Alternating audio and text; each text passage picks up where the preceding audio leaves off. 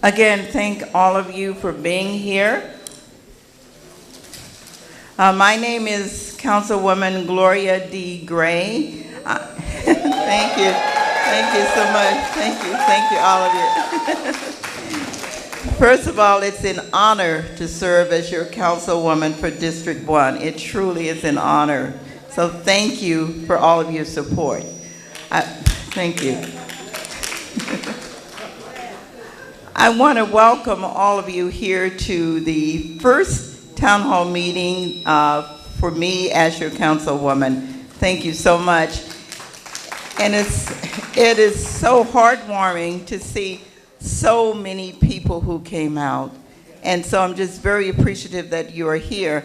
This town hall is really designed to inform and to hear from you, to inform you about our city government, meaning Englewood City. So I've invited many of the department heads and those who are responsible for our city services.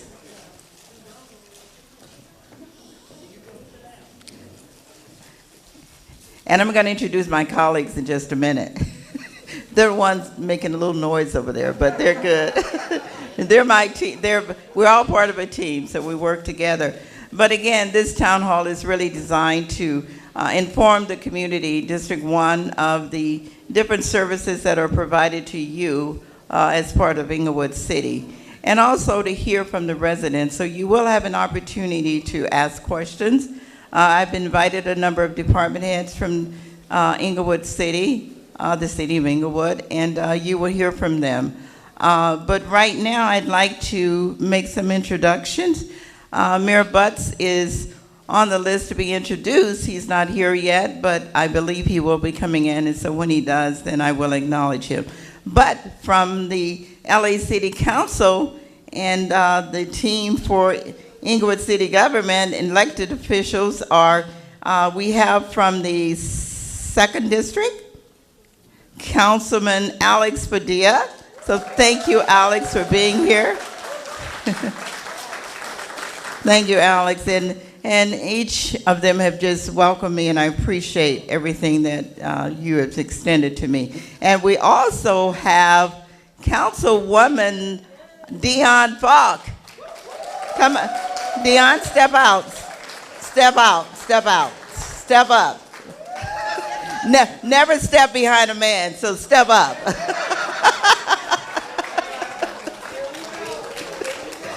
But I want to thank both of them. I know Councilman Eloy Morales is due to come at some point. Councilwoman Falk represents the 4th District, right?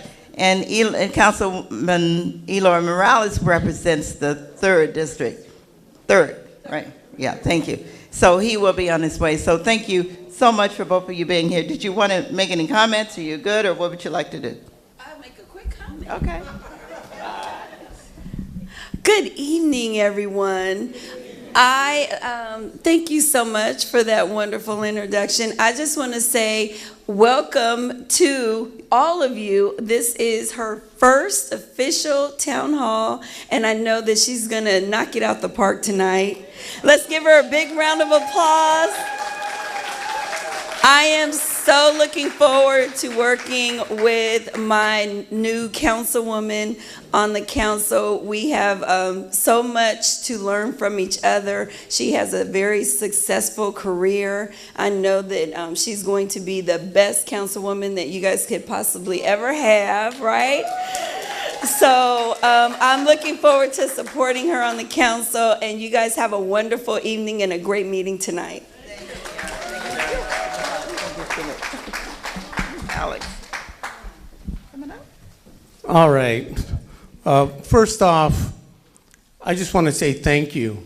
Thank you to each and every one of you, as always, because we wouldn't get done what we've done in this beautiful city of Englewood if it wasn't for our residents, the folks that live and work in the city of Englewood, that believed in all the changes that we have made and want to continue to make to improve Englewood and continue to make Englewood the jewel of the South Bay, because we are the jewel of the South Bay, and also the City of Champions. So we hold those two titles because we earned them. And that's, when I say we, that's all of us. And so again, thank you for being here tonight. And I want to congratulate Councilwoman Gray on being the representative for District 1. And it certainly has been a pleasure to work alongside her. And I'm looking forward to working with her for many years. So with that, thank you. May God bless you. And one more thing. If you like pancakes and you want to show your appreciation to our firefighters, I'm having a firefighter appreciation pancake breakfast at Station 172 on Centinela for our firefighters. And it's free. So come on out. We're going to have raffle prizes. We're going to have an amazing time, a bunch of little games to play, and you're going to have some delicious pancakes, sausages, and just a good time. So that's on June 10th from 9 to 11:30. Look forward to seeing you. Thank you. God bless you. Thank you. Thank you. Thank you. You know, and a lot of folks in this room know me very well, and you know that I'm very inclusive. So I, gave the opportunity for my team members, part of the team, to speak. So I do appreciate them being here. And so thank you again. I do see someone in the audience that I'd like to bring up. And she has been a part of this community in her capacity in the role of city treasurer. Wanda Brown, please come forward. Wanda Brown. Wanda, please come forward. I saw her. Dr. Brown, this is Dr. Wanda Brown. Dr. Brown, Dr. Brown. She's also my neighbor.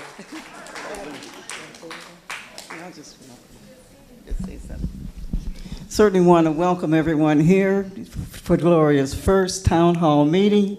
Looking forward to working with her because she's certainly going to be a tremendous asset, not only to District 1, but I think to the whole city. So welcome you, and again, congratulations. Thank you, Wanda. Thank you so much. Thank you. And if I miss anyone in this audience, first of all, you're all important people. So don't think that anyone I acknowledge differently is or specifically means that they're more important than you are, because we're all important. So I do want to mention that, our city runs efficiently and every system needs improvement, right? But there's a person in the lead role as you look at the kind of services that is provided to the residents. And that person has been extremely helpful to me, not only since I've been on the city council, but before. And so I'd like him to stand up and be acknowledged, and that is Mr. Artie Fields, our city manager. City manager. So Artie, thank you for what you do. The city clerk is not here. Aisha Thompson is not here. No, okay. City commissioners, very important to. Steve Bradford. Okay. Before I go to the city commissioners, I just heard that we have another important person in the room. He's part of our state government. He's our state representative as our senator for this district. And he's also a friend. I've known Steve for a long time. And I'd like to acknowledge and see if he wants to come forward, Senator Steve Bradford.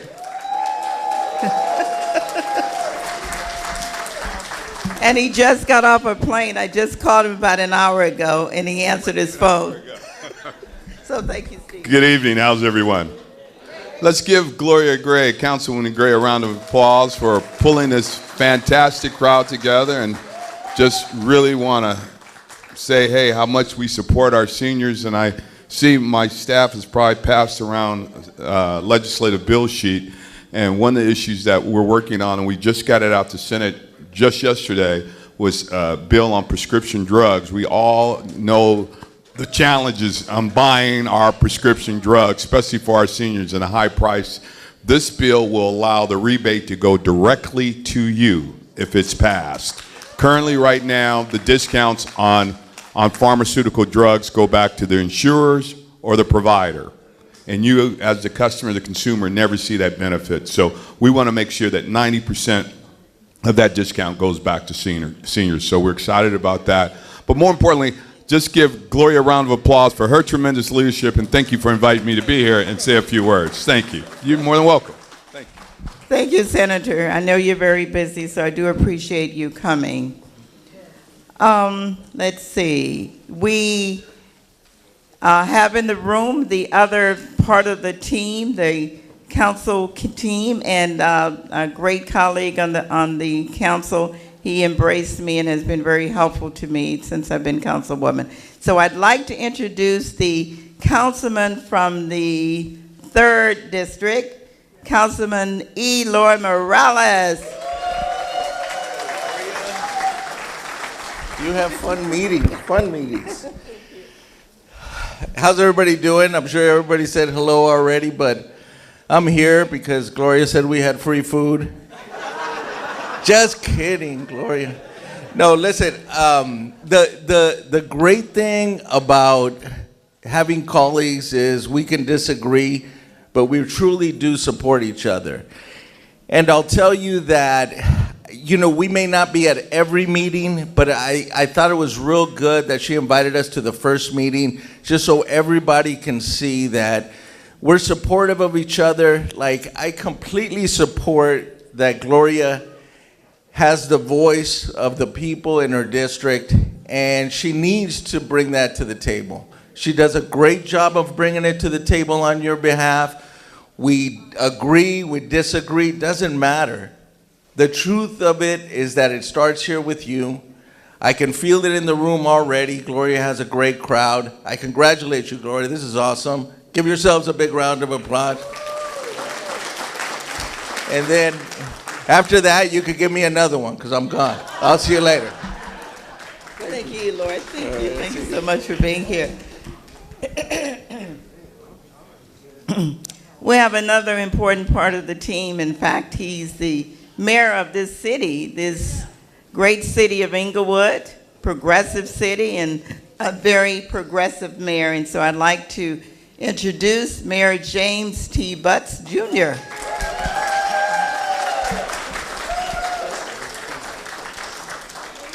You guys are all my neighbors, you know that, right?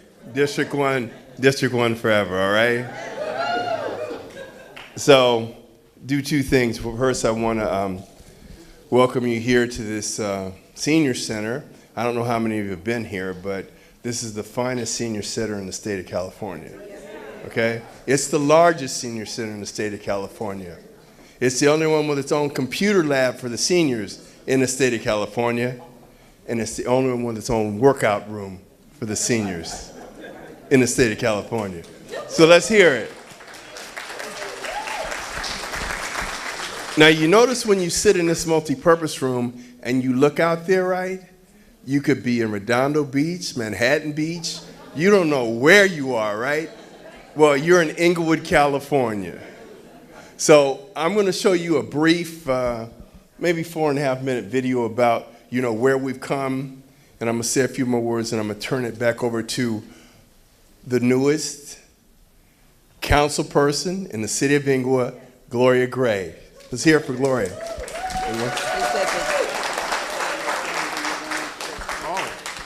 Oh, so wait a minute, Thomas, sound won't play? Okay, well then we're gonna show it at a different time, but it's from back in 2011 when I took office, when we were like 9 months away from cash flow bankruptcy, meaning we wouldn't have made payroll. We had to do a lot of tough things. We had to cut 129 positions in the city. We had to get rid of a lifetime medical and substitute a stipend for retirees. We did a lot of tough things. When I left Inglewood in 1991 to go to Santa Monica to be the chief of police. We had the Lakers, the Kings. The racetrack was doing 43,000 people 6 days a week. You remember that? Racetrack, remember the racetrack? We had the Airport Park Hotel. We had the Sizzler. We had the Big Donut. Now tell me you don't remember that, right? And average property value was about $250,000. You remember that too? In 2011, okay? And so I left and went to Santa Monica to be police chief for 15 years. Then I went to work for the Los Angeles Road Airport System as an assistant general manager in charge of public safety, counterterrorism, traffic, and security. And then I came back and I ran in 2010 in 4 elections. 2 for the temporary seat, 2 for the permanent seat. Didn't win until the runoff for the permanent seat. And then, so now I'm back. Remember, it's the Lakers, the Kings, racetrack, Airport Park Hotel, Sizzler, and the Big Donut.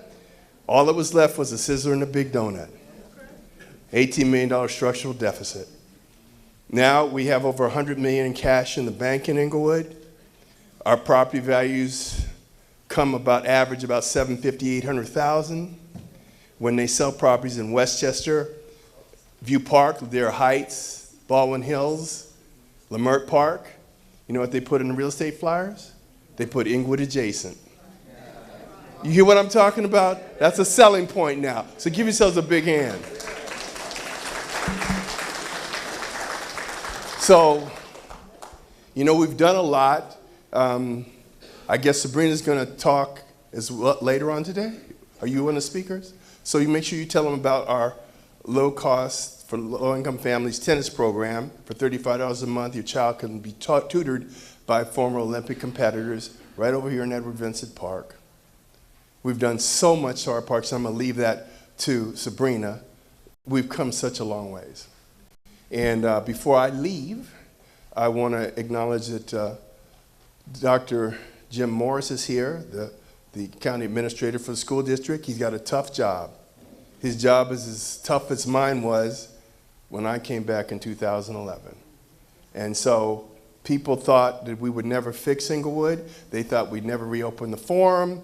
They knew we'd never get a football team. Well, we've done so much more than that. We've cut an unemployment rate from 17.5% to 5%.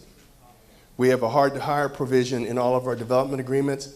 We have 100 convicted felons working on any given day on these projects, making between $60 and $90 an hour. They're able to take care of their families. And so this is the team that Gloria is joining us. We're going to be better than the Water District. I promise you that.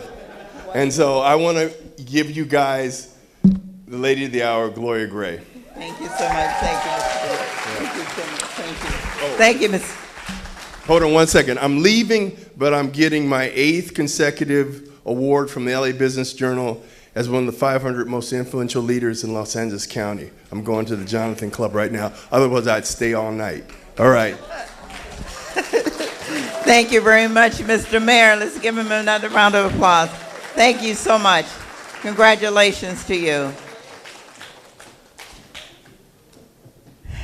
All right. Thank you. Before I ask all the commissioners to stand, I want to just acknowledge a few of the people in the audience, and if I forget you, please forgive me. But we do have the regional director for the NAACP, Daryl Good. Where are you? Can you please stand?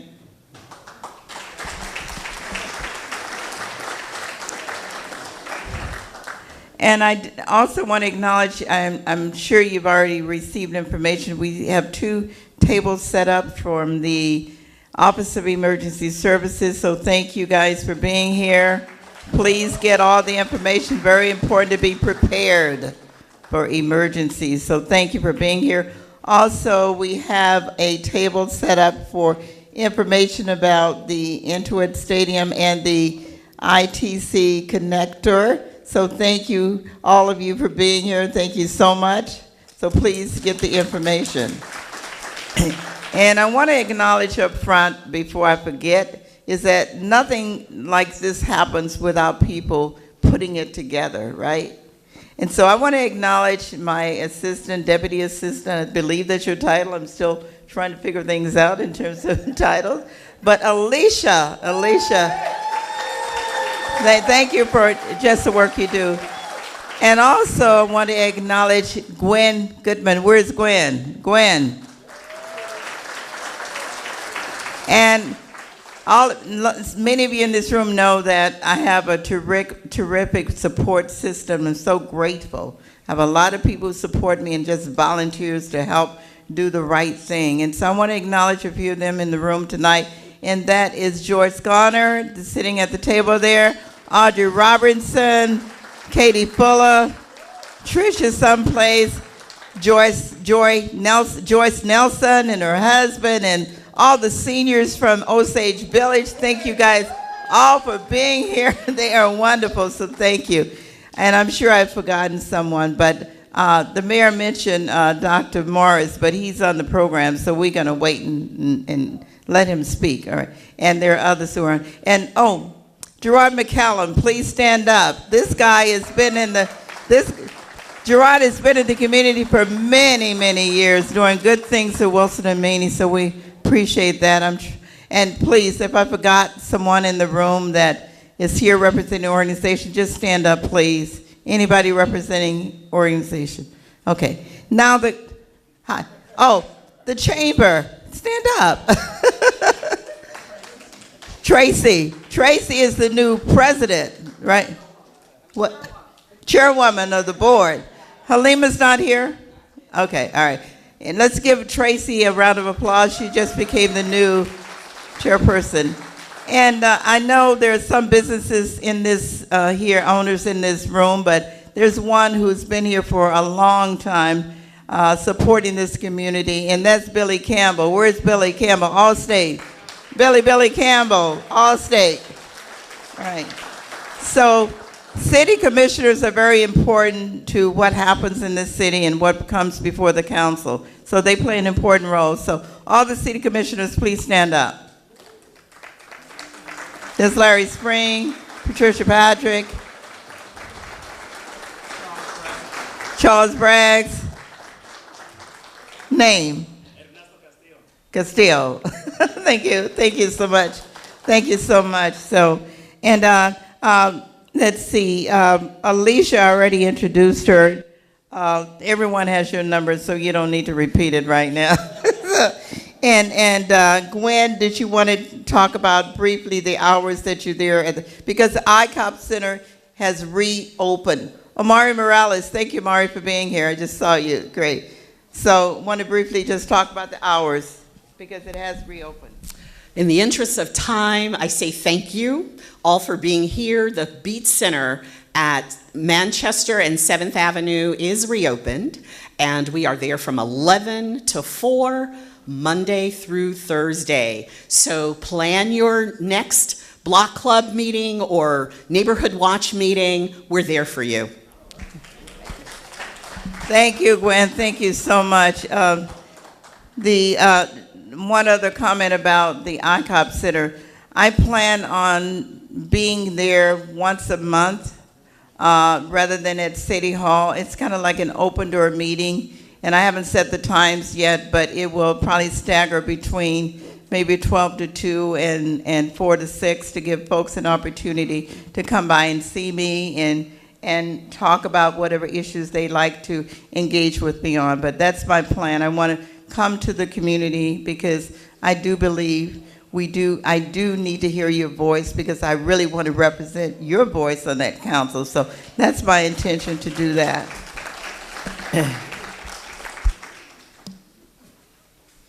And now we will get to the presentations, and just to kind of manage the time, and I know we're kind of past the times right now, but I'm asking folks, if you have questions, please go to the mic over there, I believe right there, after each person makes a presentation, if you have some comments regarding that particular area. So we will start with the police department. Lieutenant Nicole Laudermilk has been with the Inglewood Police Department for over 20 years. She started as a patrol officer and has held several assignments such as anti-crime team member, senior lead officer, housing investigator, sergeant, and is currently serves as the watch commander for Day Watch B. Lieutenant Laudermilk oversees the jail division, K-9 unit, and juvenile division program. She holds a master's in public administration from California State University, Northridge. Nicole has no children, only pets, and lives locally. And so she is the face of District 1 as we look at the representative from the police department. So Nicole, please come forward.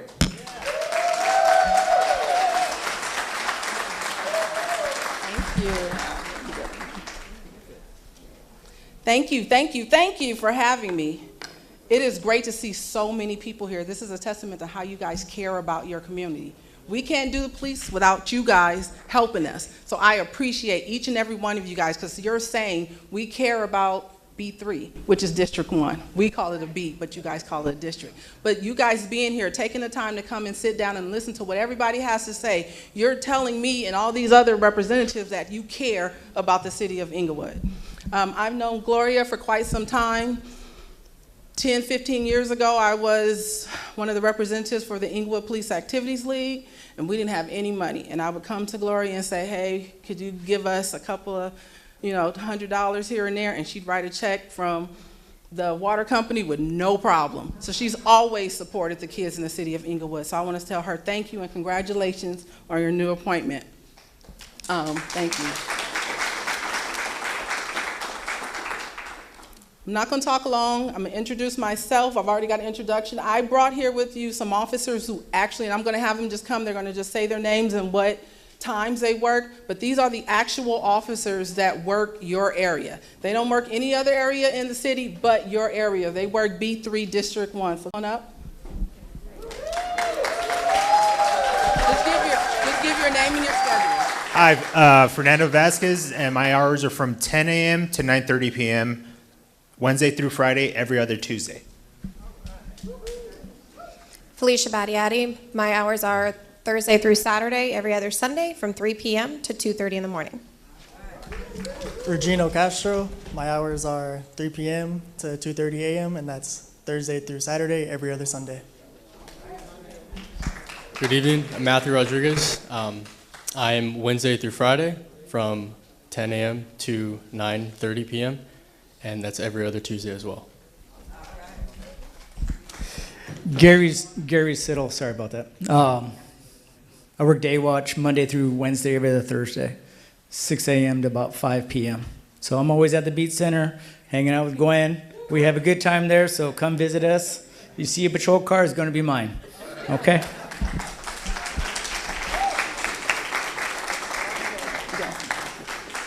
These officers actually work your area. They don't work the North End, they don't work the South End, they work B3 District 1. So I wanted you guys to see their face, know their names, flag them down, get to know them. Because that's the way that we connect with you guys, to get to know, have a conversation with them. If Sill's at the B3 Center, ask him what's going on in the community. Ask him, what is he doing today? Ask him, is the city busy? I want you guys to know my officers. I'm going to leave you with some telephone numbers. And then we're going to take some questions, but I want you guys to understand that we are here to serve you. So if there's an issue, if there's a concern, you should have our email. You should have my email address. You have my phone number. Gloria has my cell phone number. She'll call me at any time if something is wrong and I need to address it. And there's other city officials that call me when something isn't correct or something needs to be corrected, and I'm taking care of it. So 310-412-8771. That is the number directly to dispatch. 310-412-8771. I don't know if you're aware of this, but when you call 911, and that's a case of emergency, it has to go through CHP if you're calling on your cell phone. So they got to get the story, and then they got to call that number that I just gave you, and then they got to get the story again to give out to the officers. So if you can dial that number directly, and that goes directly to dispatch from your landline. So that should be in your cell phones, and you can also call that from your landline. Another number I'm going to give you is my number directly. And if you're ever not satisfied with the level of service that we have provided you, that is the number that you call to talk to me. The number is 310-412-5771. 5206. 310-412-5206. I am Lieutenant Nicole Loudermilk, Loudermilk, just like it sounds, louder and milk, and put it together. Real simple. So I know you guys have some questions, some concerns, or just want to voice your opinion. I'm all ears. I know we got a lot of presenters. I only have a certain amount of time. I am more than welcome to take questions, comments, or concerns. Yes, ma'am.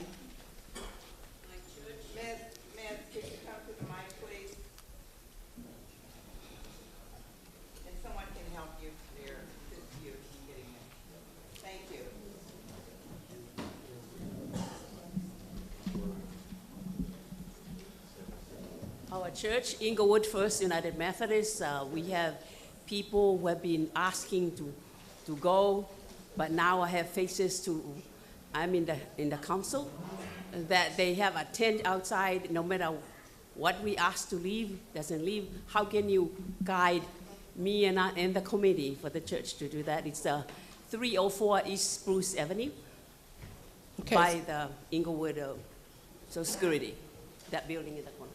Okay, so just to make sure I'm clear, your question is you want me to assist you with the tent that's located by your church? Just the procedure or the guidance that I can give to my committee to see. Okay, so what I can do is I can give you my telephone number, and I can give you the guidance and who you need to call.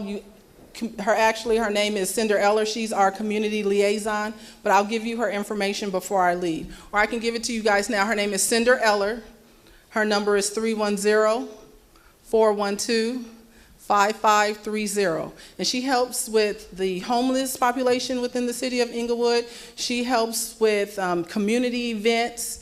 She puts on the CERT programs throughout the city and the police academies for the citizens academies for the citizens through the police department. Those are all the things that Cinder does. So she's a wealth of information, and she can assist you with that. And once again, her name is Cinder Eller. The number is 310-412-5530. Yes, ma'am. My name is Catherine Sampson. I'm from Osage Senior Villas. Mm-hmm. Since you are in District 1 or B3, whatever you guys call it. You got it. I need you to tell me, what do we do about handicap parking on private property? Because everybody's parking it except us and our visitors. Okay, so handicap should only be for the handicap. So whoever's running this Osage Senior Center should have some type of rules and regulations, and they should be enforced, because those handicap parking is supposed to be for you. So maybe I need to schedule an appointment with the manager or whoever's running this program or this place where you guys are staying at, and explain to them that you guys need your handicap parking, and it's not just for their visitors, but it's for the people who are actually paying some type of rent there. I'm sorry. So once again, you can get my information, give me a call, and I'll schedule a meeting. You give me a name and number to who I go talk to. That's what I do. I will, but right now we don't have any manager or anything on the property. Yeah, thank you for bringing that question up, because my meeting with the tenants there, that was one of the questions. And so I am arranging a meeting with the manager, owner, and tenants, and I will invite you so that you can inform them. Thank you so much. No problem. Hi, yes, ma'am. My name is Joyce Nelson. I'm also a resident of Osage Senior Villa. We have a problem with people breaking our doors coming in, trying to get in the building. So is there any type of patrol that you guys do? Yes, so a couple of things that we can do. There's an extra patrol slip that you can fill out online. You go to inglewoodpd.org and it says extra patrol. You request an extra patrol, it'll drop down, and you put in all the information, and it'll ask you, well, what time and where the problem is at and what is the problem. And that actually goes directly to our briefing. So we brief the extra patrols on a daily basis. So those are something that you can actually do, go and request an extra patrol so an officer will come. And then also, once we meet with the management company there, we can do a CPTED report, and that's something that I do. CPTED is crime prevention through environmental design. So I'll take a building and I'll do a walk throughout the building and tell them you need lighting here, you need this kind of lock there, you need strips on the ground here, you need this amount for parking, and those things are something that I can do that I recommend. I can't force them to do it, but if I recommend it and it's a safety precaution and you don't abide by it, then you'll be liable for it. And I'll express that to them so they would take heed and actually make the changes that I recommended. But yeah, we can conduct a CPTED report for that building. Now, we have another issue with people walking on top of the building at night. I'm sorry, say it again? We have people walking on top of our buildings at night. I don't know if they're homeless or just I don't know. So when you got people walking there who should not be there, Right. that is the reason why you would call the police. Okay. That emergency number that I gave you, and I'll mention it, Gwen, that number that I gave you, the 8771, that is for non-emergencies. You can go ahead and call them and say, hey, there's some people here who are not here. I just want you to contact them. Okay. I just want you to see who they are. Doesn't mean we're going to come and take anybody to jail, but that gives us the right to at least have a legal standing to contact these people, find out who they are, and get their identification. Thank you. Gwen, you said you had some information you could help her with? Yes, if they don't have computers to complete the extra patrols online, you can always call the Beat Center. So what she said is if you don't have computers to fill out the extra patrol request, she can assist you with that. There's computers at the Beat 3 Center, and she can assist anybody who needs some computer help. Yes, sir. Thank you, Lieutenant, and congratulations, Gloria Gray, for your first town hall meeting. I'm Morris Griffin, better known as Big Money Griff, strong community activist and leader and problem solver. I have 3 issues, but I'm only going to address one with you now. Appreciate it. And that one is parking when we deal with our new, I guess you could say, basketball team, the Clippers, coming in. SoFi Football Stadium and the Forum, and we're noticing that there are indications that there are events happening, but I feel as though those event awarenesses or signs should be a little further out so that we don't come into that particular problem that we're facing when it comes to parking in our various residences. Okay. So is there something that you can do to circumvent that situation, especially when we know that the Clippers are coming to town? So you're saying you want to put signage out a little further out so people understand that there's an event coming, you might not want to go this way, and the parking is limited. That should be an easy fix that we can do, just put more signs out. In other words, it's making us aware of so we could be in a position to deal with when it comes time to. Okay, so I can request, I'll write that down. I can request that we have more signage put out ahead of time, and a little further out, that should be a easy fix. That's okay. I understand. We got one more. Thank you. This is important. Thank you. My name is Boyd Rogers, and I'm at 233 East Buckthorn. We have a problem where Enterprise Cars used to be Enterprise Car Rental at La Brea. Now that area, they just let it grow up, they don't take care of it, and there's a guy that comes in the evening and dealing dope over there, and at night they're breaking out the windows in the car closer to La Brea at the end of my building, and it's causing a big problem. So I'll exchange information with you. I'll give that information to our narcotics team, and more, even before I even get to our narcotics, I'll get some officers out there immediately so that they can at least contact these people and who they are. As for Enterprise, we can go and talk to them and ask, are they just leaving their cars? Are they not cleaning up? They're not cleaning up. Look, my building is nice. From my building to La Brea, there's a mechanic shop on one side, which is the side that I'm on. Then the other side is Enterprise, and that's a main thoroughway, and they do not take care of it. And Inglewood say, take care of your property. Okay, so I will get with Jerry Tucker, who's our code enforcement manager, and then I'll also speak to the people at Enterprise, and we can get that fixed. Okay, because I've been calling code enforcement, whoever, and nothing's done. Thank you. No problem. Nicole, can you repeat your phone numbers again? Not a problem. The number 2, the non-emergency number for dispatch is 310-412-8885. 310-412-8771. 310-412-8771. And then the Watch Commander's direct line is 310-412-5206. I'm one of 4 Watch Commanders. We work basically 24 hours a day, around 7 days a week. We split the shift up and we split the beats up. So there's a Watch Commander for every beat. I am your beat 3 Watch Commander. Does anybody else have any? Well, we already took questions. No more. Once again, I will tell you, I'll talk to you. I'll stay here a little while. I just want to say thank you. You just don't know how many meetings I've been, and it's empty. You guys are here saying, I care. You guys are here saying, I'm support, and I thank you for that. Thank you, guys. Thank you. Thank you, Nicole. Thank you. You know, she made an excellent point. I think I used the word heartwarming, but it's just wonderful to see so many people come out, because it does indicate that you care about your community, and we all do, because I've lived in Inglewood for many, many years. I won't tell you how many years because I'll get my age, so.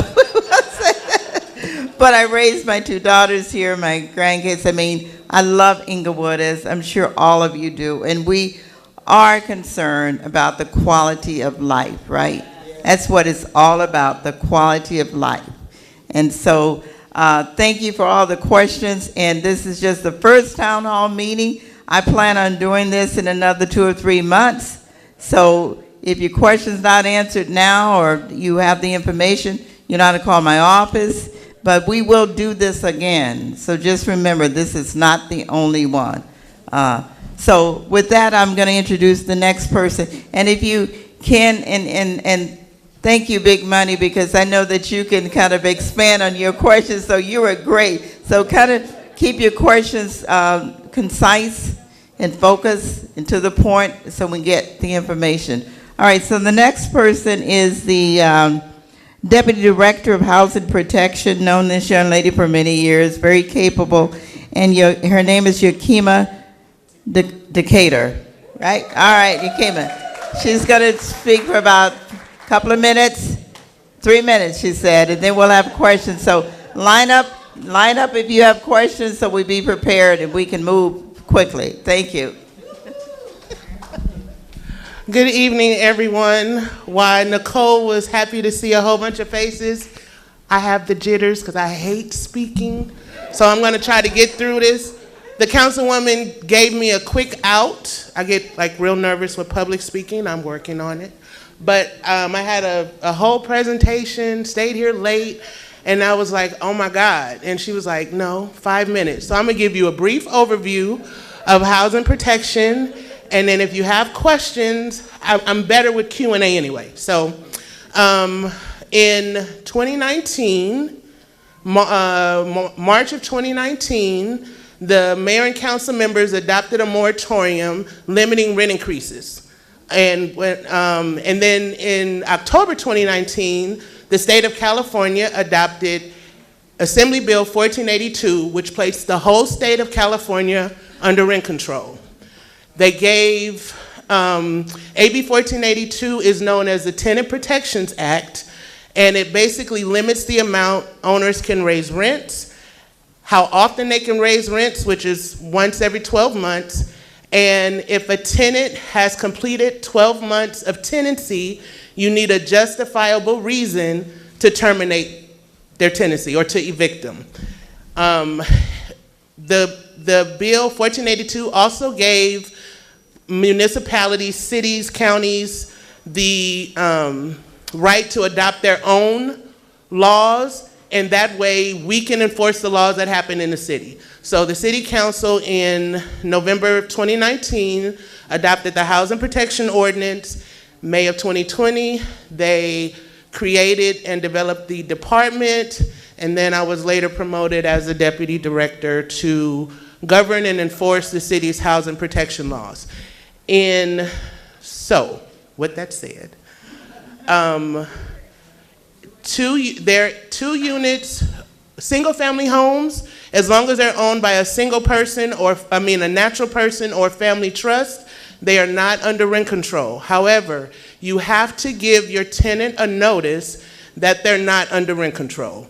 And then once you do that, you're exempt from rent control laws in the city. 2 units or more, there's a mandatory registration that has to happen. And for 2 units, if the owner owned the property and lived there before his tenant, he's exempt from rent control laws. Again, he has to provide the tenant with notice. 3 units or more under rent control, unless it's a new development, 15 years or less. And then, like, unfortunately, senior centers or affordable housing developments, those properties are not under rent control. We did, however, put Section 8 under rent control. So it's basically whatever type of property you live in. So if you're a Section 8 tenant and you decide to move into a single-family home, you're not under rent control. But if you move into a 5-unit building, you would be under rent control. In 2022, the City Council adopted the short-term rental ordinance. So for 4 units or less, owner-occupied, the owner has to have owned the property for 5 years, be a resident for 5 years, for them to be allowed to do short-term rentals like Airbnb or VRBO or Booking.com or Net. So the City Council did adopt that. So I oversee those 2 divisions in the city, and they make up the Housing Protection Department.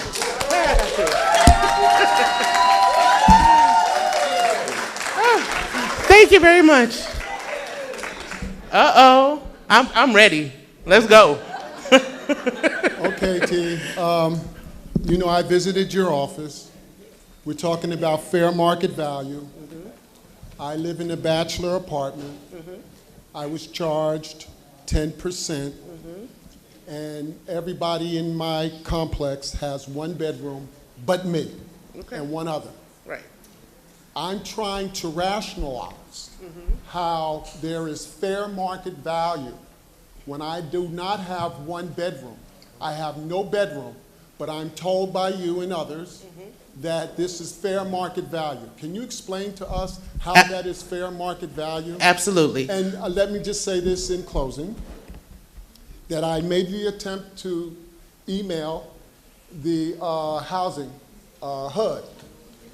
I have yet to receive any return phone call as of the date that I came in to talk with you personally. Got it. So let me say, I am super big on customer service and returning calls and meeting with the constituency.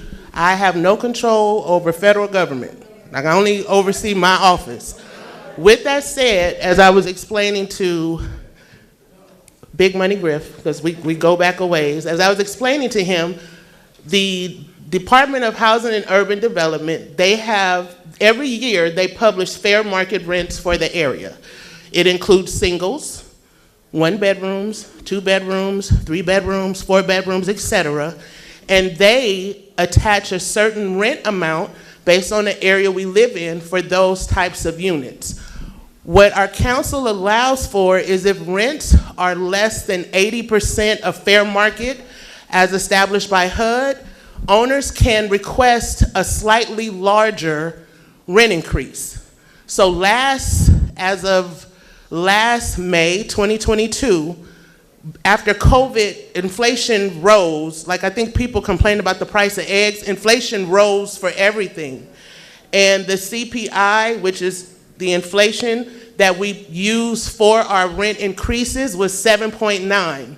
But if your rent was less than 80% of that fair market number, the owner could get an additional percentage, which brought it up to 10. Rent increases will never be over 10%.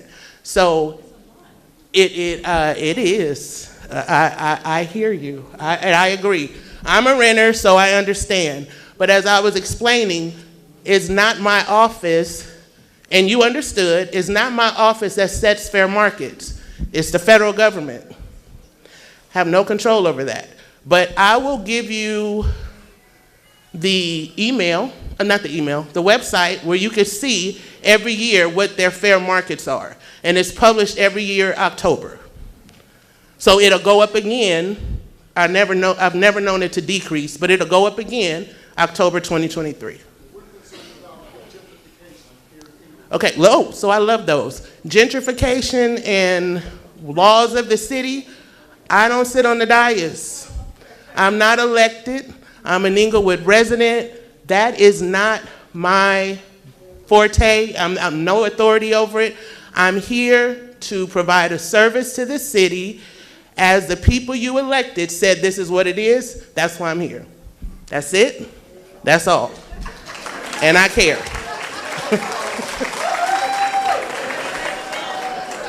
I think I'm good, right? Nobody else? Yes? No? Sir? No? My turn? Oh, yes, sir. Go ahead. Okay. Hi, my name is Brother Anthony Wright, and I'm a landlord here in Inglewood. Now, look here. When somebody wins, somebody sad because they lost. Yes. And the landlords are losing on this side. And I hear you do a lot of things for the tenant, but I ain't heard one thing for the landlord. Now, Gotcha. hang on. Governor Newsom started all of this when he told the tenants they didn't have to pay me rent. So I just want to know, with all the endeavors and efforts you have done on the behalf of the tenant, How do I look out for the what landlord? have you done? Absolutely. Hang on, for the landlord. For number one, it's been tough. We can't get loans. I think that we need some things to help us, like for developing our properties. And we have a lot of restrictions. You can't do this, you can't do that. Listen, I got a 5-unit in one place. It got a balcony, big enough to make another room. Why can't we get some like favor that we can increase the rooms and different things like that? I'm just simply want to know when are the landlords going to get some relief, because right now we're drowning.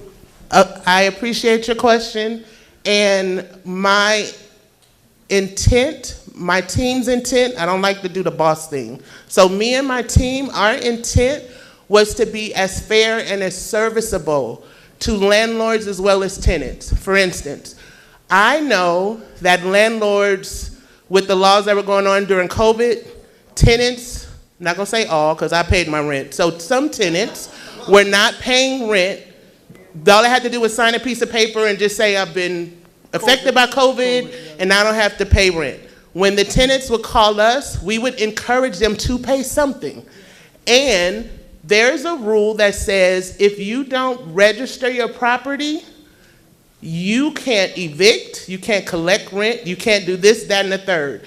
I make sure that when a tenant calls me and I see the property is not registered, I take that opportunity to educate my landlords. One of the things is I want, just like rent control, I know it's not favorable for owners, but just like tenants are empowered because of these new laws, I make sure that my landlords are just as educated, so they don't make a mistake. When you give your tenant a notice, make sure we get it, because when you get to court, it's going to be null and void, and they're going to kick it out, and you have to start over. So I make sure my landlords are just as educated with what our new laws are, because they're new. The fact that you can't build a room, not my purview. I think that's like planning and econ, and I think they're coming. I'm strictly rent increases, evictions, short-term rentals. But I hear you. And again, landlords come in my office, they're not happy. They understand that I didn't make the law, and it wouldn't matter because the state of California is under rent control anyway. But because of the service we provide and we listen, 99% of them leave happy. Because usually when you call a government office, you can't get a person. They send you to 12 different extensions. No one knows anything. We really try to go above and beyond to help. And I care. I'm a caring person. You probably can't see it, but I appreciate do. your input. Now, did you give your contact information? I have cards, believe it or not. I brought business cards. Oh, yeah? Yep. And the little blue bags, they're ours. Phone numbers are on there. Yep. Came prepared. Yes, sir. That's me.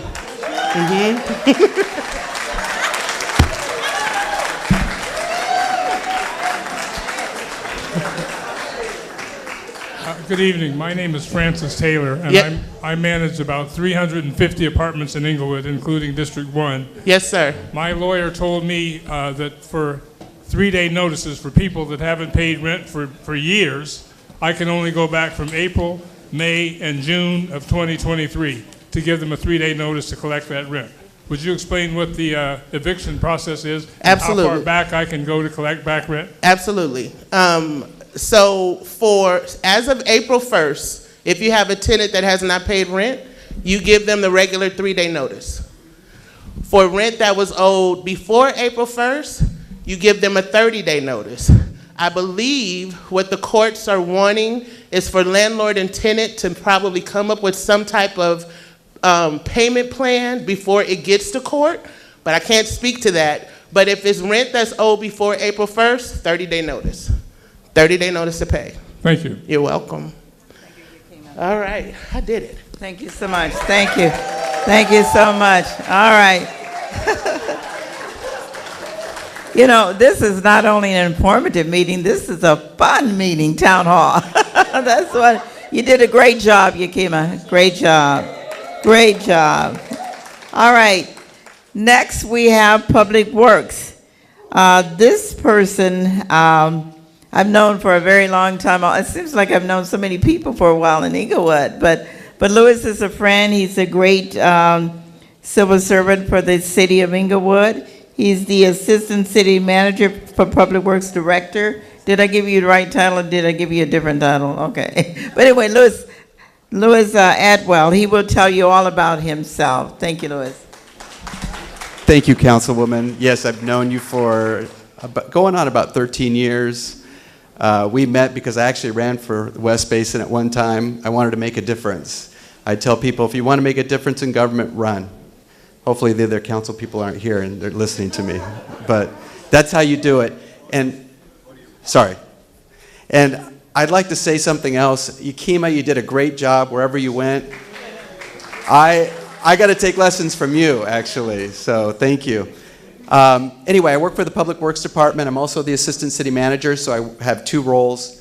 I've been in government now for over 23 years and 10 years in private. So since I graduated from college, I have 33 years of public infrastructure experience. And I came to the city of Inglewood 11 years ago. Before that, I was with the city of Downey and the city of Los Angeles. So I've done some stints in my time. And I do color my beard. It would be gray if I didn't do it. So there you go. Anyway, I was expecting something to hold the mic, but I'll hold it, and I'll go ahead and just read off, if I could, off the teleprompter. So this Public Works Department, we have several divisions within the Public Works Department, but we're primarily in charge or responsible for the public right-of-way. So the streets, the sidewalks, the trees, the waste hauler, anything that has to do with work within the public right-of-way. It could be Edison that comes into town, or it could be Charter Communication that's doing work in the public right-of-way. They come to the city of Inglewood for a permit because we want to make sure whatever they do within the public right-of-way is done according to the Green Book, which is the Public Works Code. Oh, and I'd like to mention I have a couple people in the back that work with me. We have Harry Frisbee. He's our Chief Superintendent of Field Operations. And we have Bill Thompson. He's Parking and Traffic Enforcement. So they're here to support me because I'm not as good as Yakima. I can't remember anything, and I have this to help me out. And our core services are up here as well. And we also do water, sewer, and storm drain as well, and also mapping. So recently completed projects, we've done plenty within the district within the last couple years. You can see the streets that we performed some kind of improvements on, whether they be grind and overlay or slurry seal, but we've improved these streets within the past couple years. I won't name them off, there's so many and I only have a few minutes. But here they are, and also alleys as well. So we've improved 33,000 square feet of sidewalk, about 1,700 feet of curb and gutter, 4,200 square feet of driveway. 25,000 feet of, actually this is on Manchester, but going back, let me see if I have it. 760,000 square feet of streets. That's almost 1 million square feet of street. That's 16 lane miles of street that we've done over the past couple years. And I mean, we have 180 miles in this city of total streets. So you may not see your street on here yet, but I can guarantee you, before coming here, the city, there wasn't very much that was done in the city, to be quite honest with you. In the last 10 years, we've done more than in the previous 20 years. We've done double than we did in the previous 20 years in the last 10 years. And so it may not seem like it because we have a lot of catch up to do, but we'll eventually get there. I promise you that, especially with the councilwoman on our side. Manchester, I named off kind of things that we did, and that was strictly in the concrete parkway area. So your sidewalks, Manchester was a mess, especially east of La Brea, east of Prairie. So we did quite a bit of work over there, and that was completed in January 2022. So you can see the work that was done here. And to be honest with you, a lot of this should have been done when they did the street.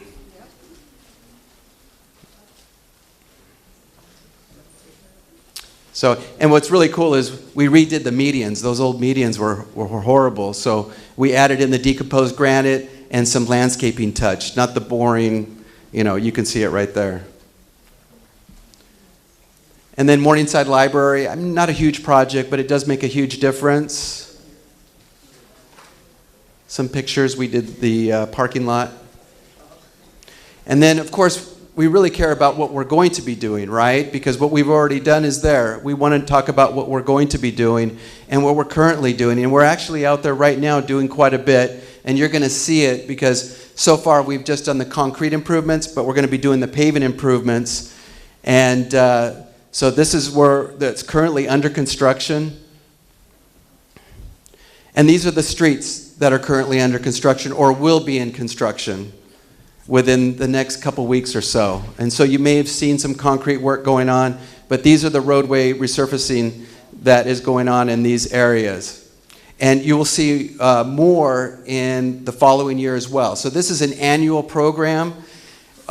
We do the northern part of the city one year, and we do the southern part of the city the next year. And we do that so our costs come in more efficiently, they're more feasible, because the projects are bigger. So we will be back next year as well. We won't do as much, but the year after that we'll hit it really hard like we did this past year. And then here are some of the alleys that we're doing as well, and we're expecting to finish this project July 2023.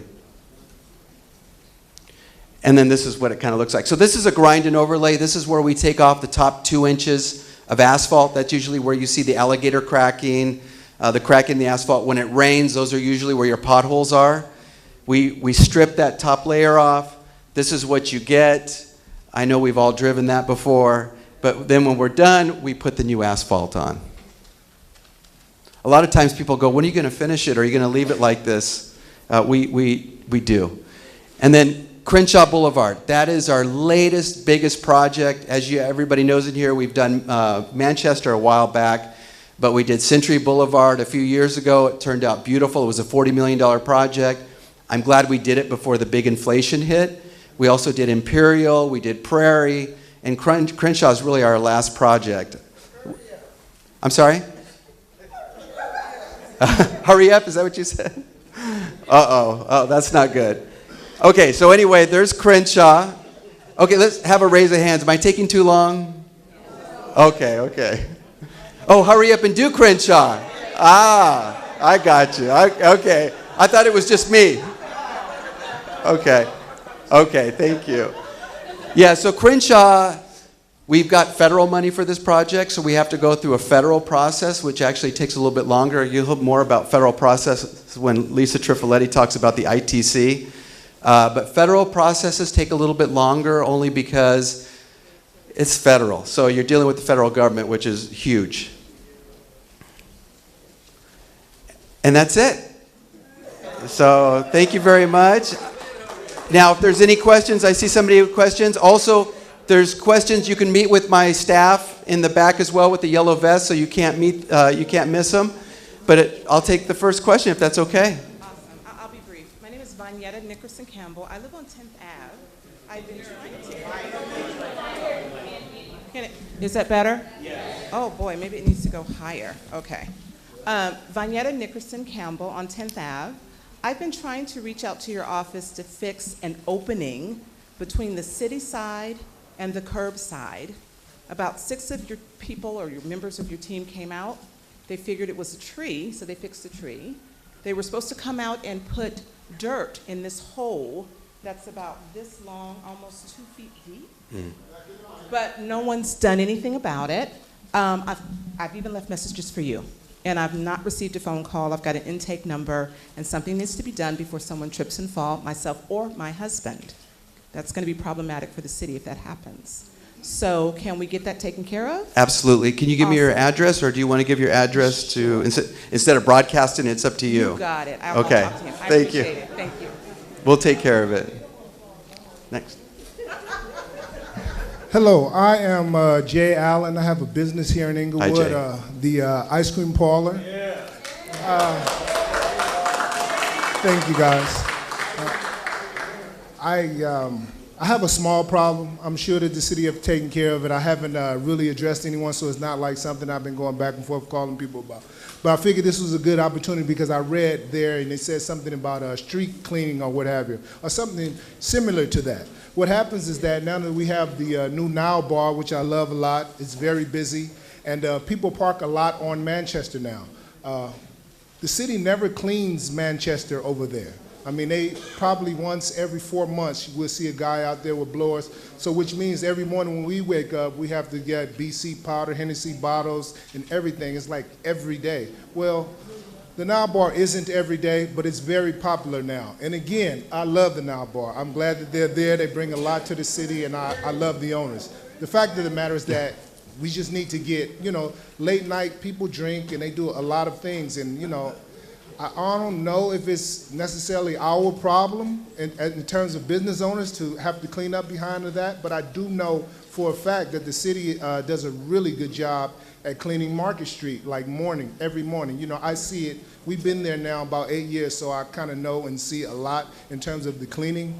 And I know, in fact, that they do a great job of cleaning Market, and I just ask that we could possibly come down Manchester, at least up to La Brea, because people park on both sides all night long because the Now Bar is here, is popular. The Wood is here, is popular. Inglewood is growing, so I think that our cleaning crew needs to grow as well. That's a great point. And actually, you're right about Market Street. We focused on Market quite a bit, and we also focus after the SoFi and Forum events. We have crews that are out there that night and in the morning, and those crews work for Harry Frisbee as well. So yeah, so that could be an area that we focus on. Maybe we also reach out to the Now Bar and see if there's anything that they can do.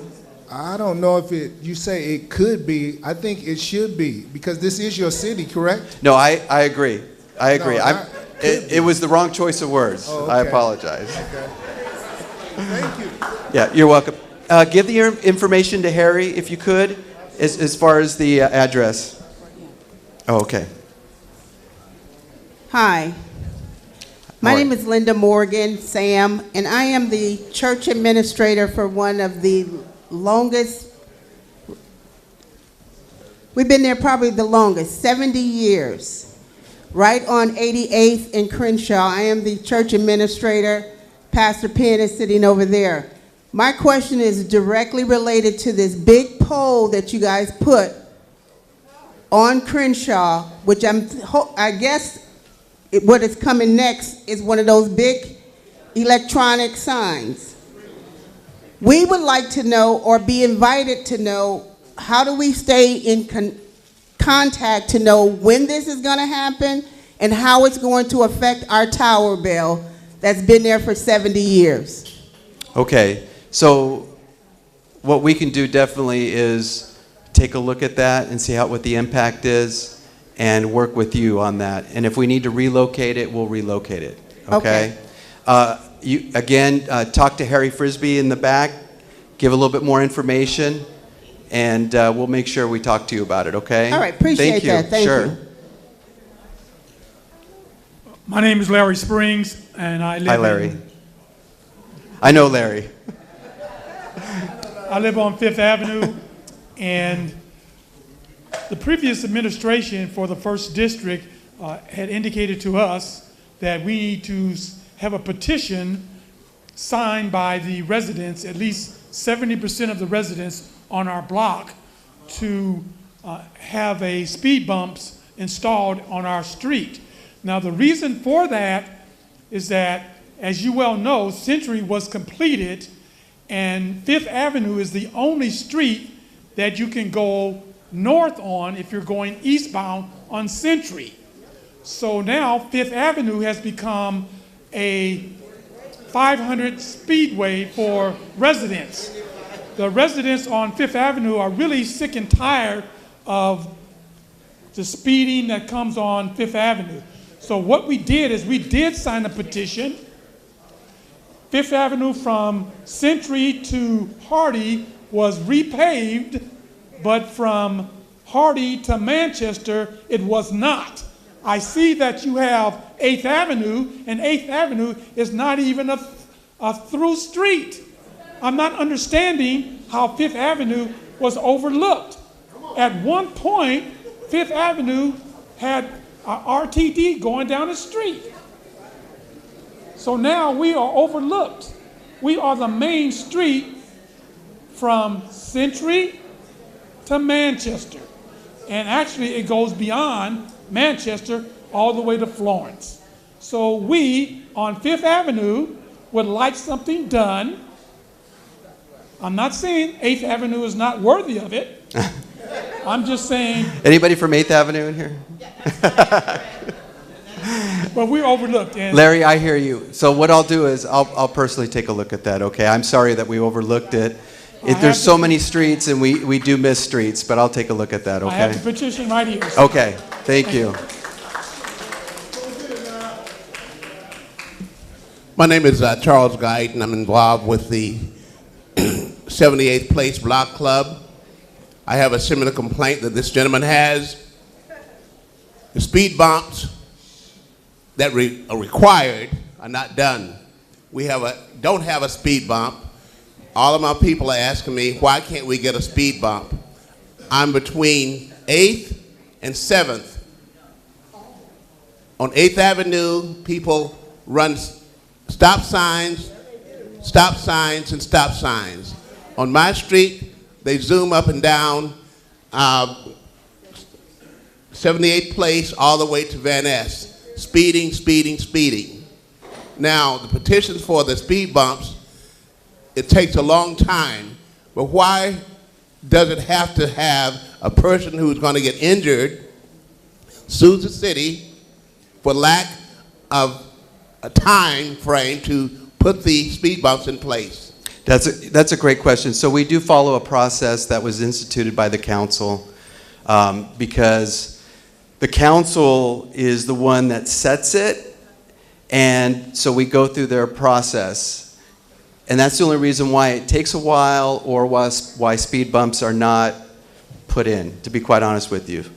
So, but what we can do is, if there's a petition and it's signed, you turn it in, and then what we do is we'll do a speed survey, and then based on the speed survey and the thresholds that need to be met that's set by council, then we can either put them in, or there's cost sharing involved between the people that live on the street and the speed humps, depending on the speeds that are found by the speed survey. The second question deals with the intersection of Oak, Cedar, and Manchester. There's a traffic light on every block heading west all the way to the freeway, with the exception of Cedar and Manchester. 3 people have been killed at that intersection by the liquor store. You're right. What is it going to take to put a traffic signal there? Sir, you're absolutely right. When I first came here, there was somebody that was killed there. And so what we're doing is we're actually going to put in a pedestrian signal there, a real signal. It'll look like a regular signal, but it's for pedestrians. So it's called the Hawk system. And when somebody presses the button, there will be actually flashing red lights, similar if you've been to Hermosa Beach on PCH, it's similar to that. So it'll be a very safe and effective way of pedestrians to cross right there.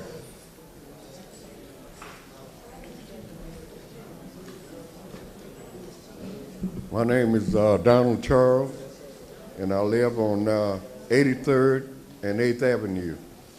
I heard the man say it a while ago, seemed like his street was neglected. But I think my street seemed like being neglected between 7th Avenue and 8th Avenue. I live near 8th Avenue. And I've been complaining about a hump in the sidewalk that the tree roots have pushed up. They came by and put some black tar, you know, and naturally the wear and tear is gonna get rid of the black tar that they put there. I've been complaining of that tree for years. Nothing has been done. Now, the tree is so tall, during this rainy season that we had, I got a flat roof. Blew the leaves on my roof. And it stopped up my drain in the back room, my bedroom. Now, I got a big leak because the drain was stopped and the water sat there until it seeped through. The ceiling is bad, the insurance company say it's wear and tear. So I've asked, the last time they trimmed that tree, I asked them to top it off so the leaves wouldn't fall on the roof. They said he couldn't do it. They just trimmed it, and that's all they did with it. So the streets have got potholes, so we need a little attention on 83rd Street. Okay, what I'd like to do is I was told that I need to finish up, but what I'll do is I'll get your address specifically as well, and then we can see what we can do, okay? And I apologize for that. Thank you. Thank you very much. Sir, with respect, one quick one. This gentleman who asked for the stoplight at Cedar and Manchester, I live right there, and I know two of those three people who died. A pedestrian light's not going to work because people just run through it. A traffic light, we would implore you to consider It's an that. actual traffic signal. The people actually have to stop there. We'll have a red, green, and yellow light. Perfect. You're welcome. Thank you. Thank you. Thank you so much, Louis. Great. And thank you. You know, it's obvious that there are a lot of information and questions that people in this community have and need addressed. So I'm very appreciative of not only the questions, but staff being here. And remember, this is just the first one. And if you don't get your question answered now, staff is in the back. Louis is there, and everyone who has spoken, I believe, is still here. So feel free to go and talk to them while you're here. I want to make sure that everyone has phone numbers for the different department heads who are presenting.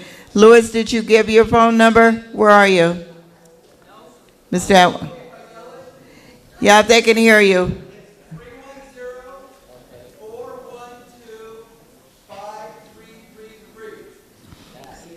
Everyone has that because that's important.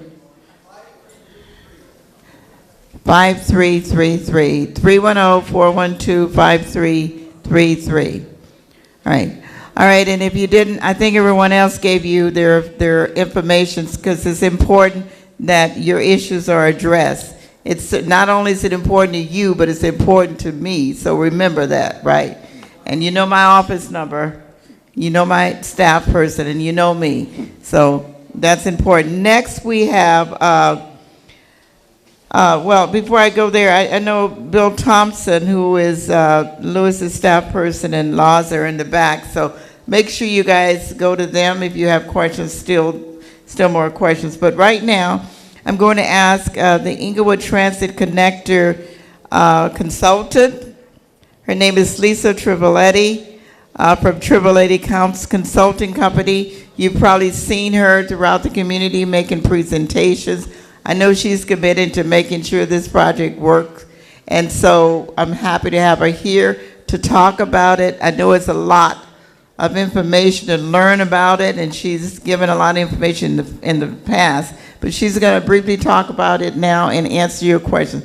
Please be precise, because we want to get everybody on the program, and anything you have left, Lisa can answer it afterwards. Sure. So thank you, Lisa. Thank you. Here. Well, I know it's already been a long evening, so I'll work to try to be brief. And I see a number of people that were at the town hall last night that Councilmember Falk had, and so you might be able to give this presentation yourself after a while. Just by way of background, I don't think people realize, but my mom grew up on 521 North Market.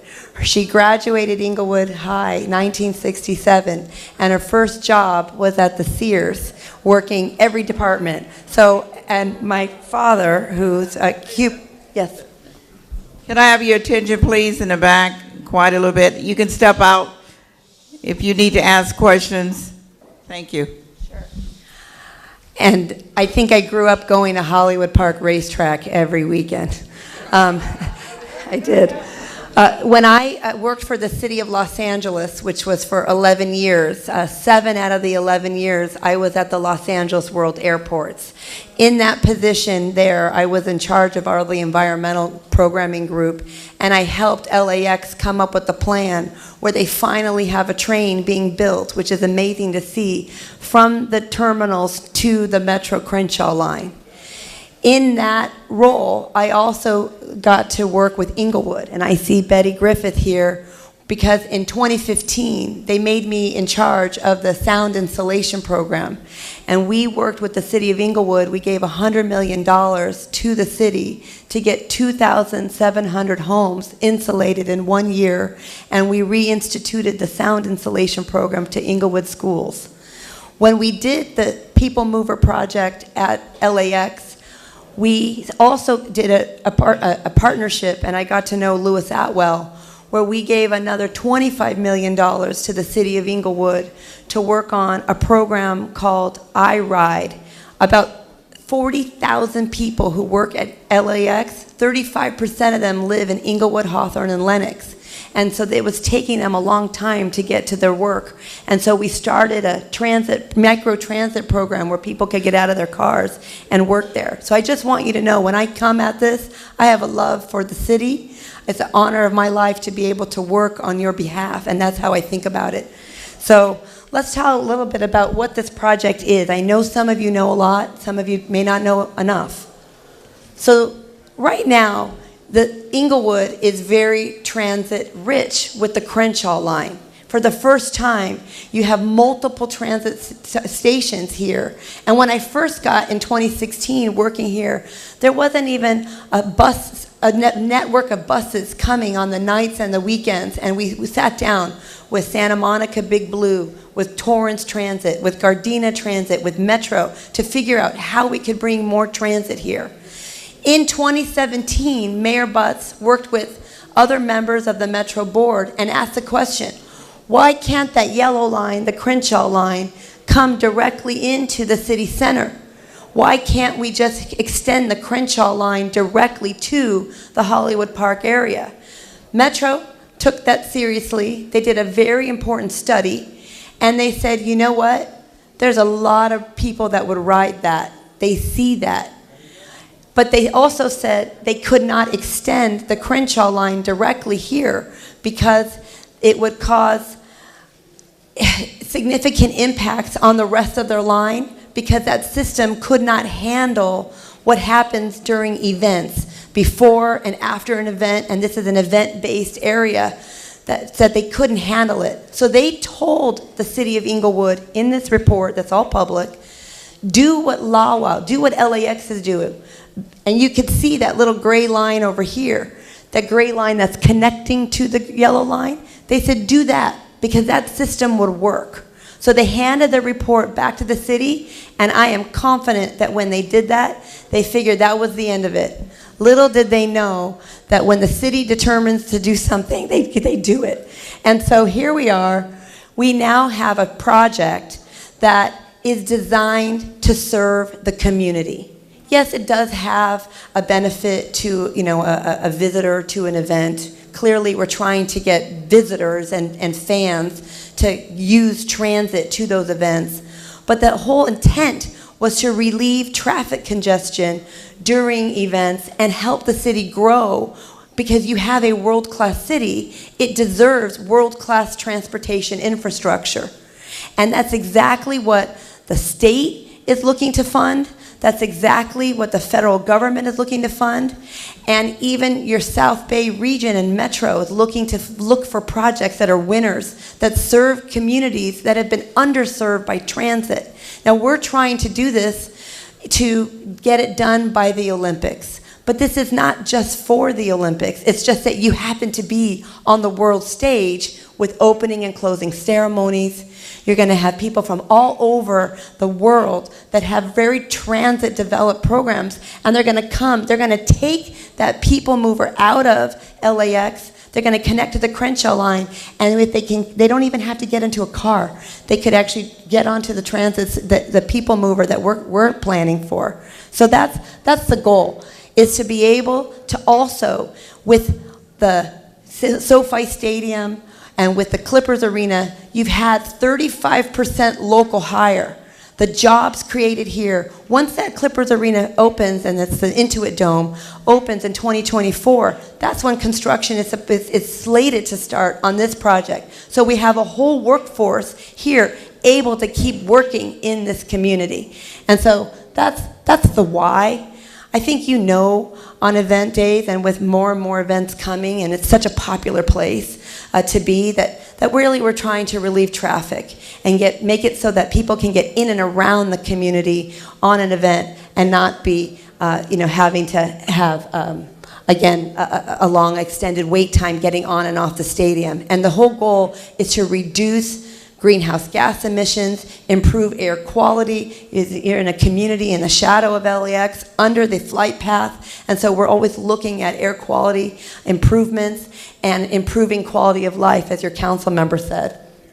This system is designed to achieve 11,000 to 12,000 people during the peak hour, and it is an elevated, automated system, very much like you see at airports, where the headways can go from 2 to 3 minutes. You can go from one terminal to the rental car facility into the terminals and back. It's designed to fluctuate in its ability to serve, large events or people trying to get in and out. The whole system can be modulated to the demand.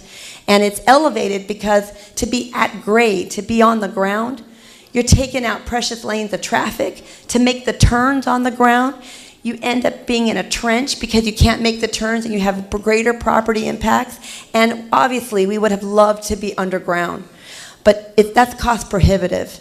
And so when you're above, just like at LAX, that they're going to be above, we're going to be able to not really reduce any travel capacity on the roads and get people in and out. So even if they were taking buses today, right now those buses are stuck in the same traffic. And so this is really going to encourage people. And we have 3 stations. One station right across the street from the downtown Inglewood station, and then it would go down Market Street, turn on Manchester. We already, and I'll talk about the Vons, we're not affecting the Vons. And so we'll talk through about that, and we heard you loud and clear. And from day one, when we thought about this project, we thought about how we could design it in a way to never, ever touch a residential home of any kind. And so this does not impact any residential home. It doesn't take any property. I know there's a lot of, rumor or misinformation, and there's none of that. And it would go to the next station right across the street from the Forum. There's the land that has already been acquired. Raising Cane's fast food restaurant was looking to go there. We were collaborating with them, but then it turned out that they said, you know what, this is a bigger need. Let's have the station there, get it out of the street, get it away from Inglewood Unified, and put a station there. And then the next station would be right across the street at Hardy Street. And we would design the last station so as somebody later down the line, if they ever wanted to take this system all the way down to the Green Line, it will not be me. It will be somebody else later. I got to survive this one. And that would be allowed. And I know it was very important, you have to have a maintenance facility. this is not a metro maintenance yard. This is not buses, out.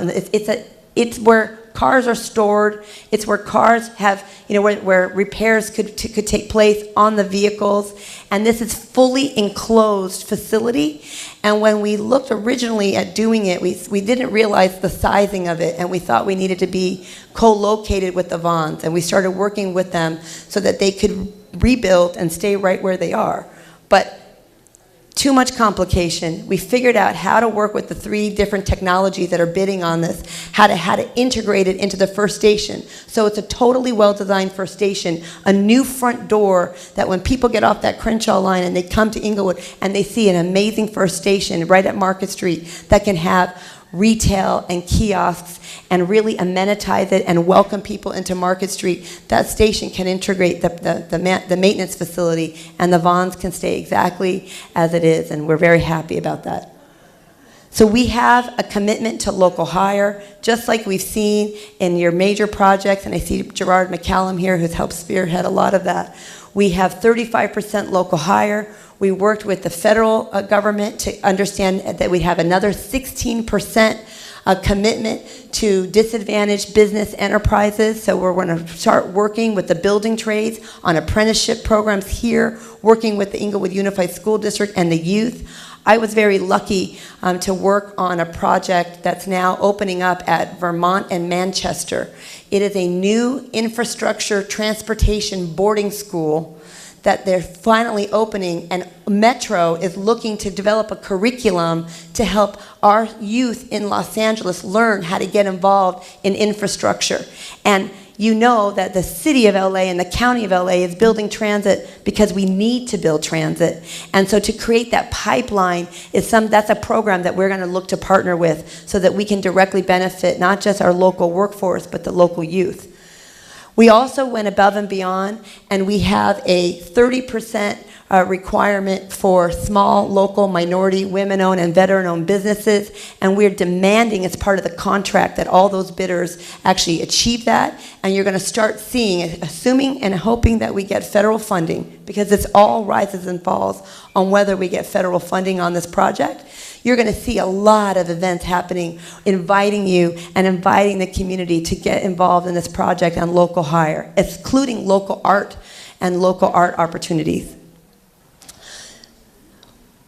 Downtown Market Street is important, and we want to make sure that this is not a program and a system that whizzes right by, the Market Street and forgets about it. So we started already having a conversation. I see Chris Jackson's here and the mayor about how we can create what they call parking districts. So just like you see like in Pasadena or 3rd Street or other cities where you have like parking structures sort of, at the ends and in the middle, because a lot of people want to reinvest in Market Street, but they have a hard time figuring out their parking.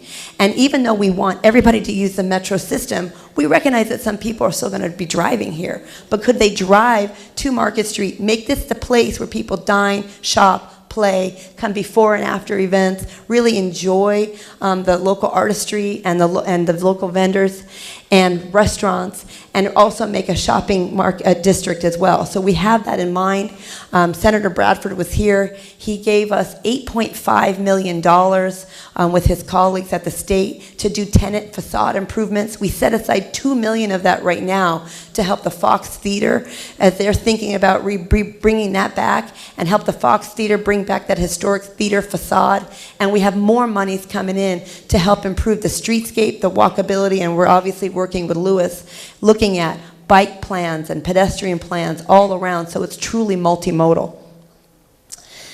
We do, unfortunately, have businesses, some businesses, less now because we're not moving the Vons, but that we would need to relocate. We have the experts, first-class experts that know how to do that, and we are working we have everybody assigned to all those small businesses and really trying to relocate them within the city to meet their demand. I don't know if any of you guys saw the Wave article today. There was a really wonderful article about the sweet red peach, and we worked really closely with Carolyn Plummer. She's exactly the kind of person who, when I talked to her on day one, she said she was ready to move for multiple reasons, but wanted to stay in Inglewood. And how can we work together? And that's the idea, is how do we create something that's a win-win-win? Keep her here and have programs that are even, more than what we can get on federal funds. We're getting pots of funds from Senator Feinstein. Assemblymember Tina McKinnon gave us another $9 million. So when we do this relocation, how can we do this in a way that they stay here? Maybe they populate Market Street. Just talk to a property owner right now who has a bunch of storefronts. They can come back, bring it back, and really start to invigorate that area. So I just want you to know, it's not easy. We cannot make an offer to a business owner to move until we actually make the offer to the landowner. We have to go through a whole appraisal process, and it's all very prescribed by federal law. But I just want you to know we have a lot of support to be able to do this. And I know people are nervous because they just want to know when, how, when, now, and it's their small business, and I can appreciate that. So we have done all the environmental clearances. I want to say thank you to the city because they helped us, and the city, the community at large wrote letters of support. We have a governance structure partnering with the County of Los Angeles and Metro. Metro runs buses, they run transit, they're the subject matter expert, and they're helping us every step of the way. We have achieved $765 million of other people's money.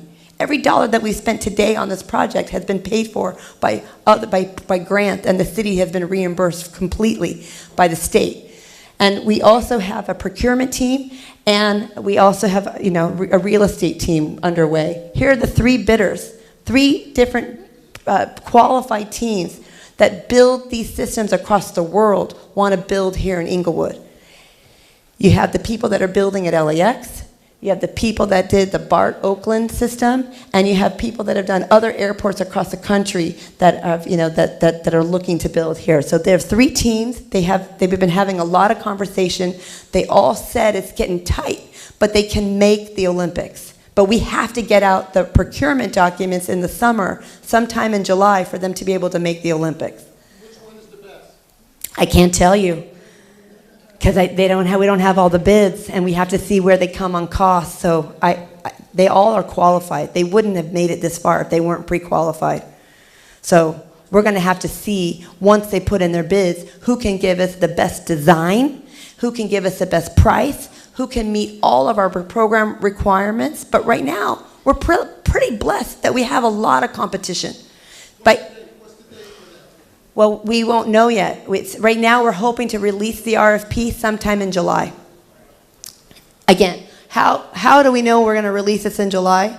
Well, we've gotten, as I said, $765 million, really it's $865 million that we've been able to achieve from all of these grants. One thing you should know, while it looks like a small number, which is the $15 million that we just got from the US DOT, Inglewood was number 1 of 15 awardees out of 755 applicants across the country. That means people believe in you at the highest levels of government, and they're looking for this project to be successful. You have a lot of support.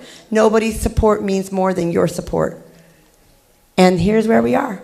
So I'm happy to answer any questions, but I can see there's a lot more people that need to present. So I'm happy to take questions also at another time. We can send it over to Alicia and to Councilmember Gray, and she can blast it out to you because we have everybody's contact information. So thank you. Thank you, Lisa. Thank you so much. And that's a good question or request to get a copy of the presentation so you can actually look at it and study it. And remember, this is an ongoing effort for this project. It's not a done deal, but we're being optimistic about it. What is really important, I think, to me and to many is that it does have 35% local hiring. It can, if it goes through, it can create jobs for this community. And remember, we talked about the quality of life, and that is really important. So just remember that point. Yes. Quick question, 30% local hire, what about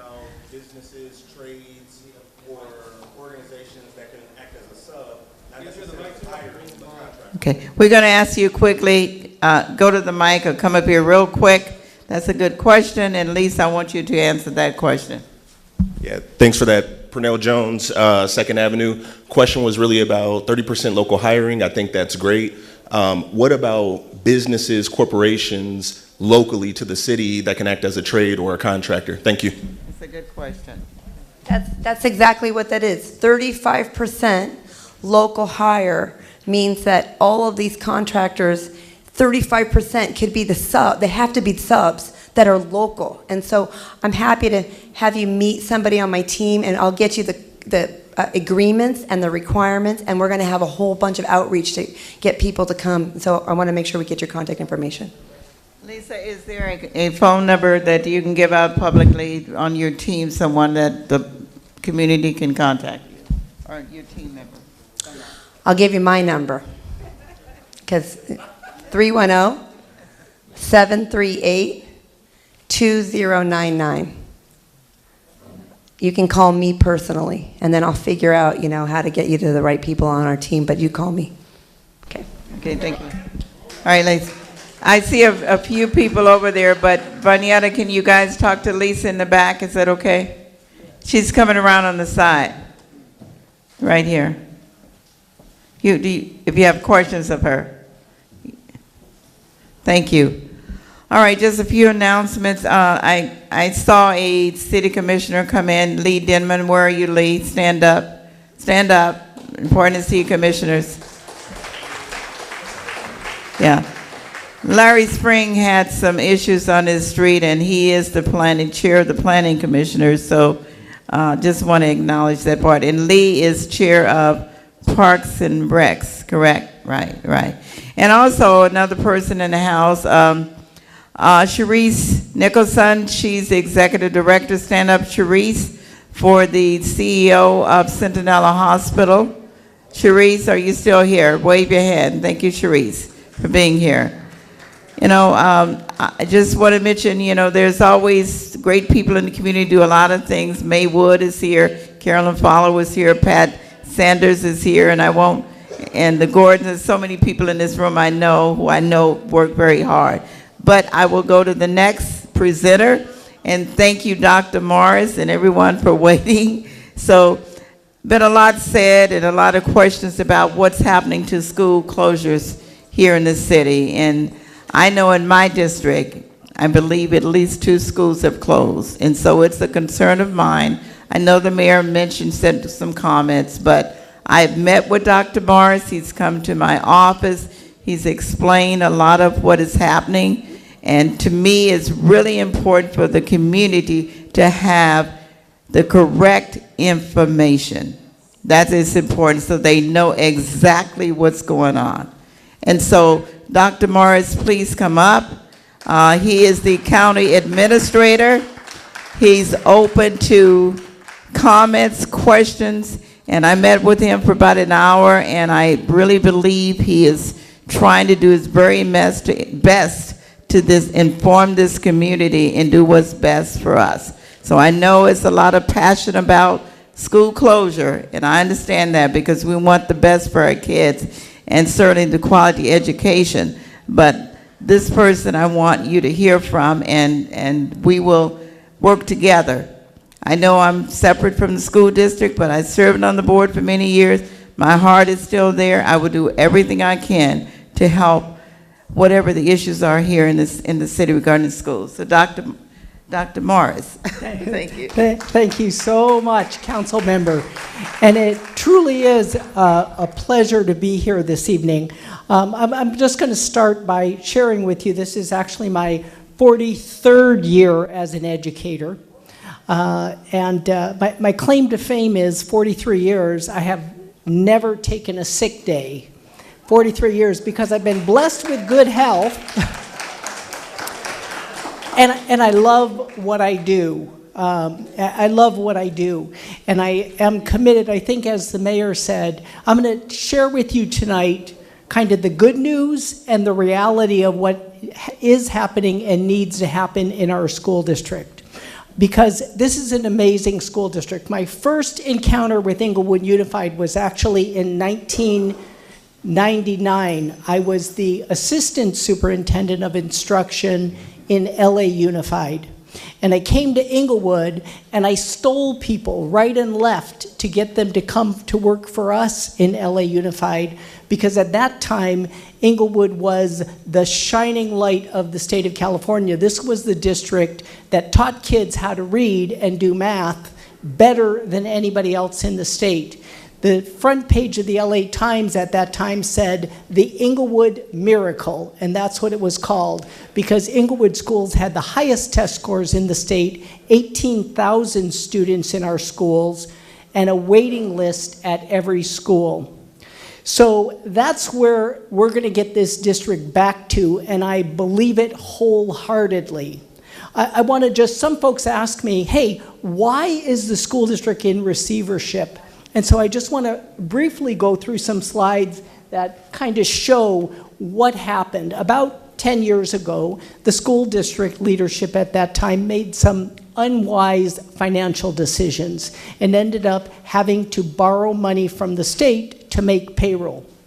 And because of that, the district was put into receivership. And in order to get out of receivership, there's a list of standards that the district has to meet. There's 155 standards that the district has to meet and get a score, a minimum score of 4 out of 10 in all 155 areas to exit receivership. And I want to tell you, the good news is that there's only 36 areas where we haven't achieved that minimum standard yet. So the district has made some terrific progress. The state comes once a year, audits the district in these 5 areas: community relations and governance, personnel management, pupil achievement, financial management, and facilities management. And I listed here how many standards there are in each area and how many we still have to achieve. So it's really these remaining standards that I keep telling the Board of Education, just let me work on these. This is what we have to do in order to get out of receivership. So let me kind of show you the school district's report card. As you look at this chart, you'll see kind of the orange or red dots on the left. That's where the district started the first year under receivership. And what you see in the blue dots are kind of the last 2 years. You'll see the progress that has been made to get to that standard where we can exit receivership. And you'll see the area of community relations and governance, the district has met the standard. Good. Now we have 4 areas left to meet. I also want to share with you, so this I call kind of the next steps, right? This is what has to happen to get out of receivership. We have to increase scores in the 36 standards out of 155 that we haven't gotten to the minimum score yet. In facilities, that's 8 of them. In financial management, it's 16. Personnel management, 1. And pupil achievement, 11. And then we have to repay the loan to the state because the district had to borrow about $27 million and we still owe just over $19 million of that money. So let me tell you, folks, and Councilmember Gray she said we met, but she quizzed me. She asked me all the tough questions, particularly in this area of what's happening with school closures. And this is kind of the story. This chart kind of lays it out. What I've provided for you here is the first column shows what's the enrollment capacity at each school. How many seats, how many students can we accommodate at that school? The next column tells you what's the current enrollment this year. The next column says how many seats are available, how many unused seats are there, and what's the available capacity at the school. And kind of the now therefore when you look at this chart is most of our schools have 50% or more seats available. we're not using the seats that we have available. And the reason that that's a problem, I essentially have about twice as many schools as I need. And that's a problem because I'm paying a gas bill, electric bill, a water bill. I'm paying a principal and a school secretary and custodians to clean more space than we need. And that's why the district isn't running efficiently. And that's why you see on that chart, what are the largest number of unmet standards in the area of facilities? In the area of finance, in the area of budget, because I'm spending too much money on buildings that we just can't maintain.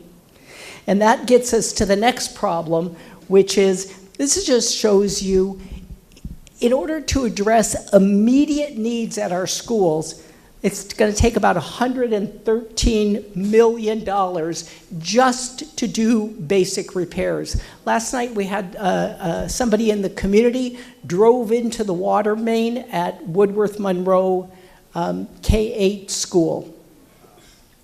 Water was out at the school. Our plumbers got over there. They fixed the water main problem, replaced the backflow valve, turned the water back on, and guess what? The infrastructure at our school is so old, when they repressurized the system, we ended up with 2 more leaks throughout the campus because the pipes couldn't handle the new water that was coming through. That's what happened at Morningside High School. Many of you know, over the month of January, we had to close the school because the gas line ruptured, because we haven't maintained what's inside of the walls. Our custodial staff are amazing. They make the schools look the best that they can with the staff that we have, but it's the things inside the walls, the pipes, the gas lines, the roofs that haven't been maintained. And so that's what this last slide shows you. It's about $113 million of immediate repairs. The people of this community have been incredible to the school. They passed a $240 million bond to begin to fix some of these things. Now, if I look at what's the need to get every school, not just immediate repairs, but up to a good standard, it's about $500 million, which means I have about half as much as I need, and I have too many schools to invest that money in. So, fast forward from there. Some of the projects that we have to do immediately, because it's in this council district, Kelso Elementary is a great example. Folks tell me all the time how unpleasant Kelso looks right now on the exterior. We have to do something about Kelso Elementary. Overall, Kelso Elementary needs about $40 million of repairs. There's a state standard, and the state says if the repairs cost less than 50% of the replacement cost, you should just tear it down and rebuild it. Well, that's what I have to do long term, I think, is tear down Kelso. It'll cost us about $55 million to rebuild the school. Many of our schools are old, close to 100 years old. If anybody has a day when you're feeling like super, super happy, just call me up, make an appointment, come over with me and look at Kelso or look at Englewood High School. And you look at some of our schools, and the children of our community deserve better. We are going to get there. We have, so that's kind of the sad story. The good news is I've met with our teachers and said, we have to begin to implement instructional programs like this district had in 1999. I went to our teachers union and said, I want all the teachers this summer to come to 40 hours of training to become expert reading teachers. The teacher said, sure, we'll do it. I said, I want to implement a curriculum just like the open court reading program you had in 1999. No problem. Give us all the materials we need. We want to do it. The staff, the teachers in this school district are anxious. They're saying, give us the materials, give us the training, give us the coaches we need, give us assessments every 6 weeks so we can measure student learning, and we will get back there. So we're starting with a new reading program and a new math program at all of our schools at the beginning of next year. I say that because when Mayor Butts talked about the renaissance of Englewood, This school district was known throughout the state as the very, very, very best, and we are going to get there again. I thank you so much. I'd be happy to respond to any questions, and I know Councilmember Gray is going to call me when there's questions about the school and quiz me, and she will hold me accountable. So thank you, Council Member. Thank you, Dr. Morris. Don't leave. I see a couple of people. We are going to take a couple of questions because it's so important. The first person, if you can be precise as you can, please. Yes, my name is Richard Overturf, and I just got only one thing I want to ask. Can Warren Lane be a school again? So the realistic answer, sir, is very unlikely, and here's why. I have met with the economic development folks in the city of Inglewood, and I've looked. We went from 18,000 students back down, where now we have less than 8,000, about 7,600. Met with the economic development folks from the city of Inglewood. We know that what's on the books to be built over the next 5 to 10 years is a lot of transit-oriented, multi-story developments that have singles, 1 and 2 bedrooms. That's not going to generate students for me. So I know, looking forward at least for the next 10 years, I have to build a school district for about 8,000 students. So while I would love to do that, folks look at the chart and they say you're using less than 50% of your capacity. I get it. I get it. I understand you cannot continue that way. You have to close schools. But as soon as I say this is the one I'm going to close, man, folks get upset with me. You know, and I keep saying, hey, I'm old and I'm tough. And I am committed to turning this district around. And so when I have to give the hard answers and say, maybe 20 years from now we might need to reopen Warren Lane, but from what we see on the horizon, I just don't think that it's going to happen. That was a long answer. I am so sorry. Maya. Good evening, Dr. Morris. Good to see you again. Maya Walker, District 1. My question to you again is, will you stay? We have had 8 or 9 administrators over the last decade, and the one thing that we need the most in our district to help with these schools is stability. And so I put that out there again. Are you staying? So I could have paid you to ask that question, because folks say to me, hey, Morris, you're 64 years old. Why would you want to take this job? And why would you sign a 5-year contract? I'm telling you, because I love what I do. And so, Ms. Walker, 5 years from now, you're going to come up to me and say, I challenged you at Councilmember Gray's meeting, and here you are, 69 years old, and you're still going strong. Well, Morris, from Morris to Morris, I'm 73 years old, so I'm going to make sure that you stay. I was looking for the category that was dealing with home training, homeschool training. I was looking for that because I know we lost a lot through the COVID. Mm-hmm. But my question to you is, the reason why I have such a passion for education is because I'm hearing that a lot of our students are coming out, graduating from high school, not being able to read, write, and do arithmetic, let alone be ahead of the curve when we talk about engineering, when we talk about computer. And so it bothers me to hear that. And I would hope that Inglewood isn't falling into those particular shortfalls. So, that being said, to not be misled, I was able to find Proposition 30, Proposition 55, which is good from 2011 to 2031. Billions of dollars for public education and charter schools. I would like for you to look at that and see if you can find some money there from the state. I was hoping that Carolyn Fowler was still here. Is Carolyn Fowler still here? She's not here. Oh, okay. Well, anyway, that would have been your key to see how we could be better off tomorrow than we are today. And that's it. Thank you. Thank you. And I just want to make one brief comment because you're going to see beginning in about a week, we're going to put up the banners of our high school graduates around the 3 high schools, City Honors, Inglewood, and Morningside. And on each of those banners, you will see where our students are attending college next year.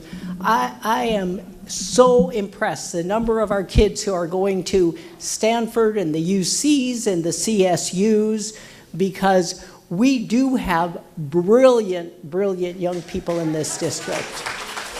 So look at those banners and you'll see you don't get into Stanford unless you're really super smart. You don't get into, well, I have to say at UCLA because that's, in my opinion, the best. But so I got a couple of folks with me in the audience. But anyway, thank you. Is this? One more oh, question. I am so sorry. Yes, Dr. Morris and Councilman Gray. My name is Hilda Higgins. I'm happy to hear of all the wonderful plans for the city of Inglewood and having the world come to our city, blah, blah, blah. I am concerned about the education that the children are receiving. I am a member of a women's club that had $3,000 scholarships for Inglewood High School. I informed the counselor in November, sent the application, contacted her in the middle of the following year. April, the applications were due the end of April. April 1st, it was 6 schools that I work with, giving scholarships. The beginning of April, I contacted all the counselors, reminding them the applications are going to be due at the end of the month. And again, the last week of April, I reminded them the applications are going to be due this Friday. Friday came. I had nothing from Inglewood High. And I called the counselor and said, am I going to get anything from your school? I haven't received anything yet. And she said, oh, I'll remind the students next week. I said, they were due today. And she said, oh, let me have some students complete the application in in my 5th period. Seriously? In the 5th period, she's going to give the application here. Fill out this application, write an essay, and see if you get $1,500. Because I had 2 scholarships for Inglewood High. And they were supposed to be for low-income students. The application she gave me, the mom was a teacher and the father was a teacher. That does not qualify for low income, in my opinion. Yeah. So I was very disappointed. We work hard in raising the funds to give these scholarships, and I was very disappointed that Inglewood did not pull through and do what they were supposed to do, because they have wonderful students that qualified and deserve this money to go to college. And there was nobody there to help them to do what they needed to do. Thank you. So, thank you. Number one, I apologize. It shouldn't happen that way. I'm going to give you my card, and then next time we'll work together to make sure it's done right. I would be remiss if I didn't also mention Mr. Ernesto Castillo, one of our board members, and our community liaison, Sabrina Miller, who are 2 amazing advocates for the school district. So now you have 3 folks. Mr. Castillo actually represents that board area of Inglewood High School. So now you have 3 folks who are going to give you their commitment. It will be done right next time. Thank you. Thank you, Dr. Morris. Thank you. Thank you for the questions. Would your two community folks stand up, please, so folks can see this? Sabrina and Mr. Castillo, stand up, please. Can we have phone numbers? Can we have phone numbers, Dr. Morris, of staff? Can you give some numbers so folks can contact? Cards. Wait.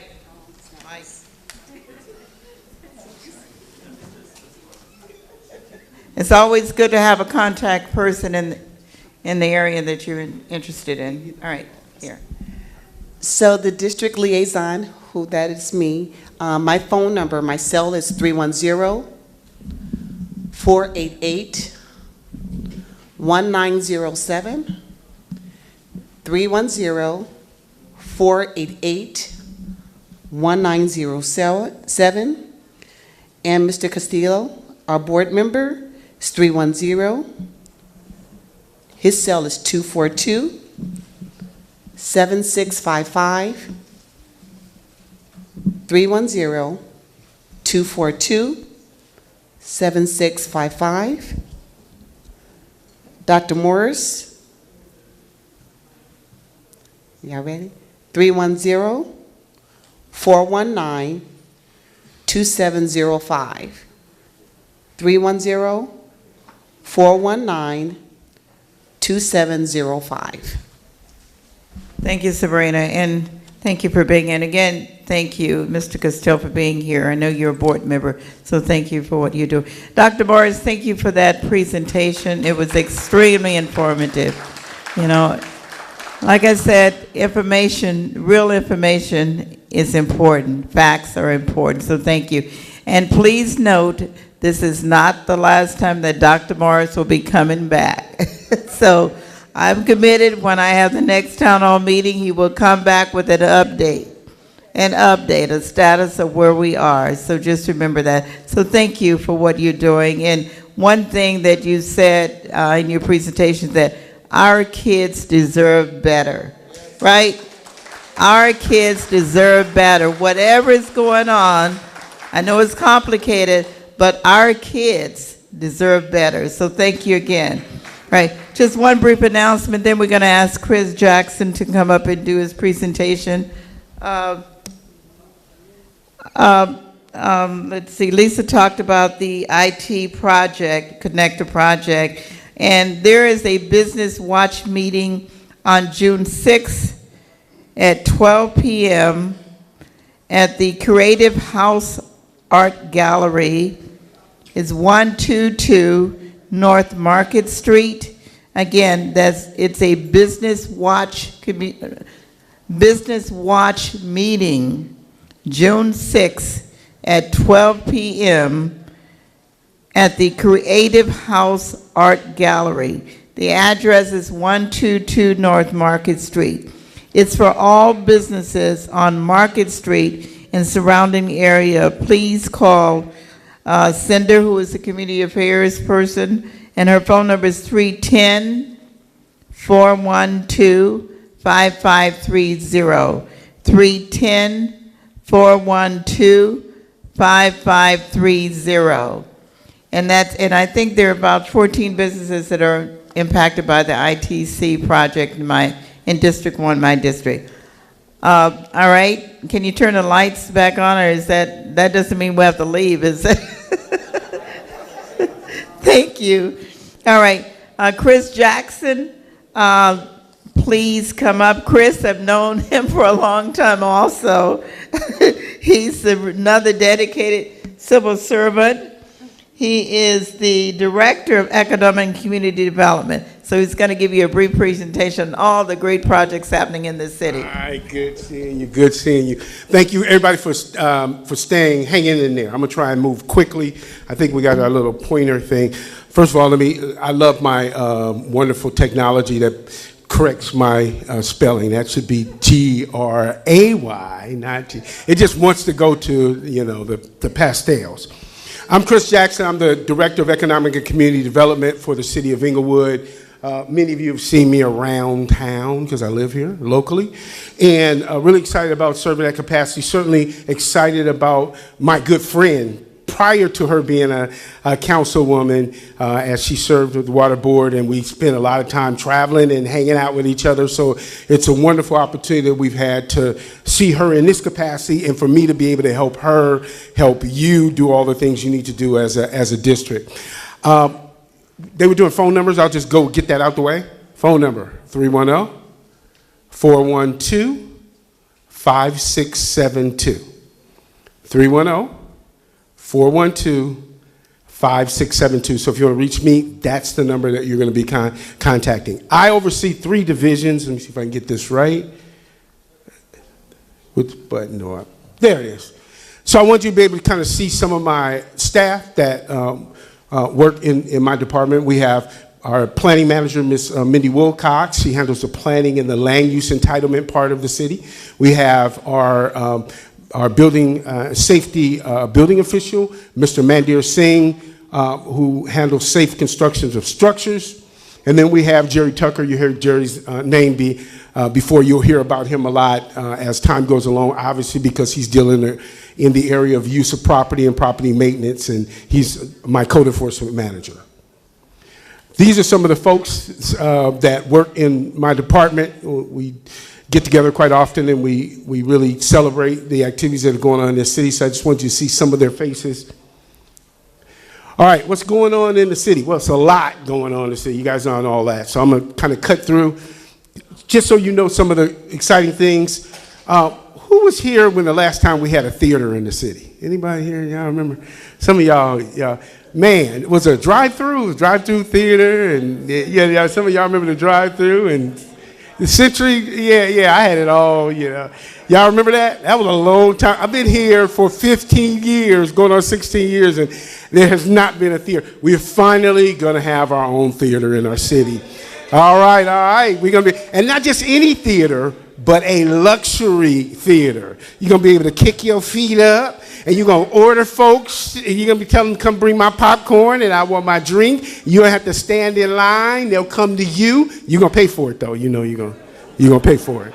It's not cheap. But let me tell you, talking about the comforts of your home, so it's really exciting. 12 screens, one IMAX screen, which is amazing, over 1,200 seats. So now you'll be able to invite your friends. You don't have to go to Torrance. You don't have to go to Culver City. You don't have to go. You can actually drive or even walk right in and around your own neighborhood and go to a theater, and then all the other amenities that are coming as well. So that's really exciting. That's going to be opening this year. This year, we'll have, before the end of the year, we'll have a theater that we'll be able to call our very own in the city of Inglewood. You guys may have seen some of these projects. This is over in Hollywood Park as well, and the theater is in Hollywood Park. This is the new Wesley, 101 luxury homes. These homes are going anywhere from $3,000 to $6,000 a month. They ain't cheap. But let me tell you, I've stood on the roof, some amazing views. So if you want to take a free, without even having to do a rental agreement here, you can take a free, go in and they'll actually show you around the facility. You go up to the top and look and see. Do all that because it doesn't cost you anything. Take your little snack with you and stuff. And then, like me, steal some of their ideas and take it to your house. Put that color palette in there. I'm not the only one that steals these ideas. Now, I'm a looky-loo, and then I go to Home Depot and buy the paint and do it myself. All right. Too fast. COSM, immersing experiences again at Hollywood Park. You see, if you're going down either Prairie or you're going down Century near where the Intuit Dome is, you'll see these large steel members sticking up. That's this project. Now, this project right here is an amazing project. Now, don't be like most folks and live in the community and don't go to the stuff. You in the community, go to this stuff, participate in it, save up like I do, recycle. Recycle and put your can money together and stuff. My kids have piggy banks, and I do all of that, right? So, and then you go and you have an experience in there. This is going to be amazing. It's the only one in the country, right? So you're going to get this will be a one-off. Now, you'll see them come in other locations, but this is where it is really starting, right? So you want to go there, and this is like huge screen. It's like being in an IMAX. It's curved. You feel like you're in the middle of it. It's absolutely amazing. So when they start doing the grand opening and tours and stuff, make sure you make your way down there. Don't miss out on that. Make sure you're on the newsletter so when the councilwoman is sending you those things so you show up, and especially for the free stuff, y'all, go get the free stuff. Right? Because after the free stuff, you're going to have to pay. Right? I'm just saying. Hey, anybody know that property right there? Y'all know that property right there? Was a bowling alley at one time? I heard the bowling alley has been, what was it? It was a club. It was a bowling alley at one time, way back in the yonder days, right? Well, we got that coming now. So we got Crown Hops Brewery.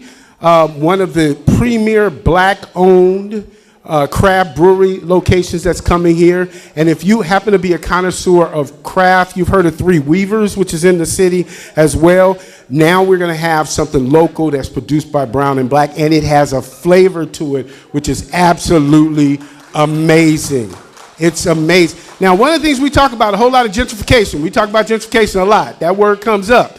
So now, when we do have our businesses that locate in our city and develop, we got to support our brands. We have to support these businesses that come into, you understand what I'm saying. Tracy gets, she knows what you're talking about, right? Make sure we're supporting these. So that is a fantastic opportunity. Now, there's a whole bunch of stuff going on, y'all. We got Hollywood Park Studios coming. We have a new 300-room hotel coming that's going to be absolutely phenomenal. I've already got my name on it. It's going to be amazing, some of the things that are coming. We have hotels that are coming in the city, new businesses that are coming in the city. We're using a lot of the existing businesses and growing them as well. Within my department, we're looking at street vending. Anybody know about street vending? A little street vending problems, hot dogs and all that stuff. We're doing a new ordinance on that to try and curb it. And I had District 4 yesterday. You don't solve all these problems, right? You don't just wave with legislation and solve it. You solve it, you have to be sensitive to people who are struggling, and you have to educate them, and you have to give them alternatives. You have to give them alternatives. We talk about, the pipeline to jail because you don't have an alternative. I grew up in the CETA program. I grew up in Nixon Gardens housing projects. Y'all probably know that. In Nixon Gardens, they have the CETA program, and I used to put folks, you work during the summer, and I worked at the senior center in Watts and did all this kind of stuff. And they took that program away. And you know what all those guys became? These were my brothers.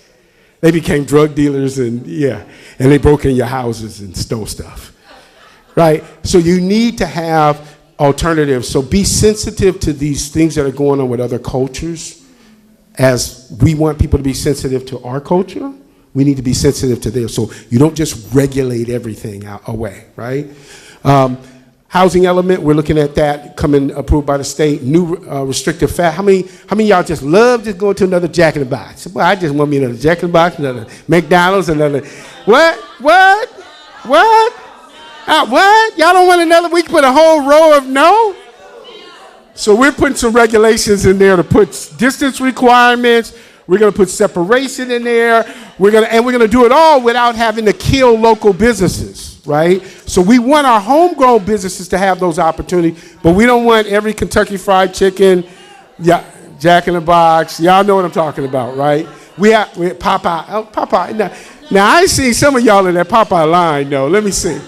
I see some of y'all. Okay, so online permitting, so you can get your permitting done. Some of y'all are redoing your houses, and you don't want to come down to City Hall, you want to maybe do it on. We're working on that. Solar online, solar's big, a lot of money out there. For those of you who don't have solar, try and take advantage of these programs where you can get stuff for free.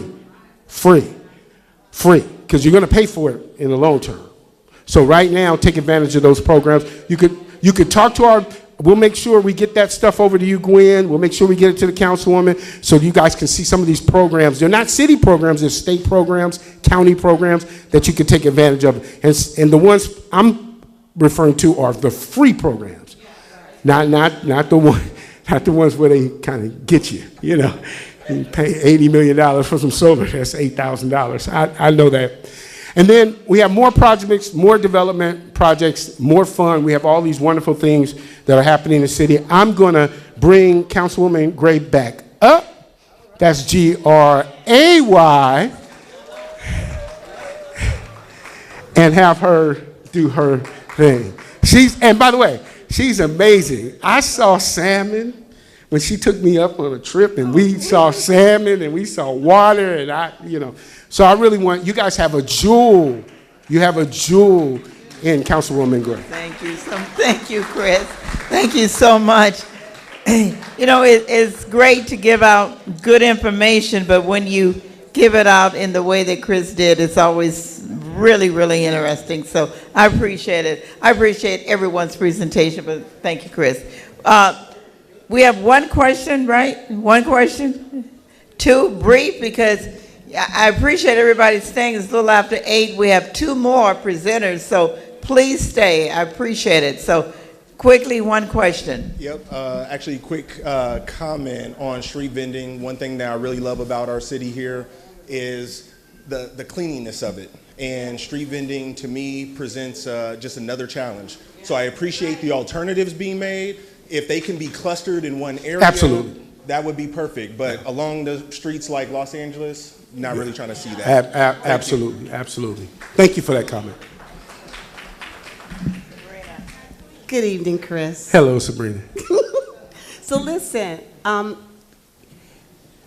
our district is promoting health, wellness as well. And so some of the staff decided to start walking. Oh, excellent. And walking around the Forum. Oh, excellent. But then a concert was about to happen. Oh, yeah, that's a problem. There were tents. Oh, yeah. There was trash. Correct. There were people. Correct. And we had to start walking in the street. I see. And we almost got hit by a car. That's not good. So I don't have a problem with we don't have a problem with the concert component or anything like that, but they were covering the sidewalks. Correct. And we couldn't walk. So is there a way, I mean, we want all of this to happen. We're already on it, actually. We have worked with the Forum. They now have a different system that they're implementing to prioritize access to the Forum, and that minimizes, it's going to even reduce, it probably will even eliminate the tents altogether. The problem with the tents, a couple things. One, they were on our property, right? So that was the first thing. So, and the Forum didn't want them on their property, they didn't want the liability of it. And then we don't want them on our property because they block everything. And so these folks, and they want the tickets. They're waiting till the last minute to try and get in there and stuff. And I don't know if you've ever done it. Anybody ever do, what was it called, Black Friday? Y'all ever stand in line? Did anybody ever do that? I did, right? You know what I mean? That's kind of the version that's happening at the Forum for tickets, right? So I want you to understand what's going on. It's not homeless issue. It's an issue of folks just trying to get first preference in tickets. So they've created a new system where they're going to do it through the phone, and then they'll just contact you and you got it. And you won't have to camp out all night and do that type of situation. So we really appreciate it. We've been working on that for some time because the other option was to put them on their own, put them on that property so our folks can walk around the Forum. I'm so glad that was a question because that's a real big concern with folks because when you pass the Forum, you see all these tents. But when you look at the folks who come out, they're not homeless. They're not homeless. So you really, figure out that they're there to get early tickets. But I'm glad that the city is addressing that, and so when we do the update, want to make sure that is enforced, absolutely. And we don't want to see any more tents on the outside on the city property. Okay, thank you. Okay, great. Thank you, Chris. Thank you. Oh, Chris, you give your number? Did you give your? Yeah, you did. Yeah, you did. Okay. 310. See, we got back in, front end, back in. Didn't I cover it in the front end? 310-412. 5672. All right, thank you, Chris. All right, everybody in this room probably know we still have airplanes flying over our homes, right? All right, so we have a young lady, I've known her too, a great woman, and she is the project manager for residential sound installation. So Betty Griffith, please come up. Thank you, Betty. Sorry for the lateness. Good evening, everyone. Good evening. Thank you for staying. It's been a long evening. I'll try to make this short, but I really do want to talk about soundproofing. Is what we do in my department. It's called residential sound installation. We're actually the only department that's dealing with your house and sound, and we know we have a lot of noise coming into Inglewood with all the great things we're doing. It does bring in an element of noise. So I'm concerned that we don't have as many people that are eligible applying. And in District 1, I just want to throw out some statistics. I have 188 residents that have code issues that will not allow us to do their home because they have code issues. we have another 400 homeowners that have not even responded to the call. There's another 60 that declined the service. Now, we're talking about $55,000 free to come in and give you soundproof windows so you don't hear the noise, it muffles the sound. We're putting in solid cordwood doors. We're giving you free, brand new air conditioning and heating. Who would turn that down? I'm appalled because I've been here now 20 years in RSI. And for the first few years, it was going really, really good. And then in 2016 through 18, we did over 3,000 homes. We became #1 in the nation of RSI programs in doing that many homes in that length of time. So we were doing really good. I'm concerned in District 1, which I am a member of District 1. I've been a homeowner in District 1 for 38 years. So I'm concerned about District 1 not having the support that we need to get all these homes soundproofed. So I don't want to bore and go over a whole lot of stuff about soundproof. I'm just going to give you the bare facts that we're the ones that are coming in, giving you free service to get your home insulated. Now, if you have code issues, get it fixed. If you're not in the contour, I can't help you. You have to be in the contour to be eligible for the program. I can't change the contour. I can only tell you that we have to follow the guidelines, but I just gave you some statistics of people that are in the guidelines that are not even applying. So I can't swap it out. And so not to take up too much more time because the hour is late, and I do appreciate you guys staying this long, but I will want to, anybody that wants to know where you are, what you're doing, I will tell you this, there's about 100 units that will be completed in your district by the first of the year. And if you know the property over there right behind the 99-cent store, that big farm park, we're doing 136 units over there. We have already completed probably about 70 of them, and it's going to, and then they went on and built 35 more units. They put in a swimming pool. They upgraded the property. It really is beautiful over there. So I'm encouraged that we have something going on in District 1 that's very positive.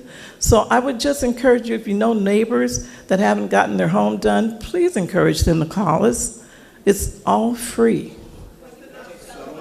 Here is the ad, my phone number, and you can, I have Joy Aldridge, stand up Joy, so you can see her too after this little meeting. But the number here is 310-412-5289. So I'll take some questions. I don't want to take the hour up too much. I just wanted to kind of give you an overview. Most of you here, how many here, just by a show of hands, have had your home done? Amen. All right. We did something right. So tell your neighbors about it. And if you're not in the contour, I can't really do anything about that.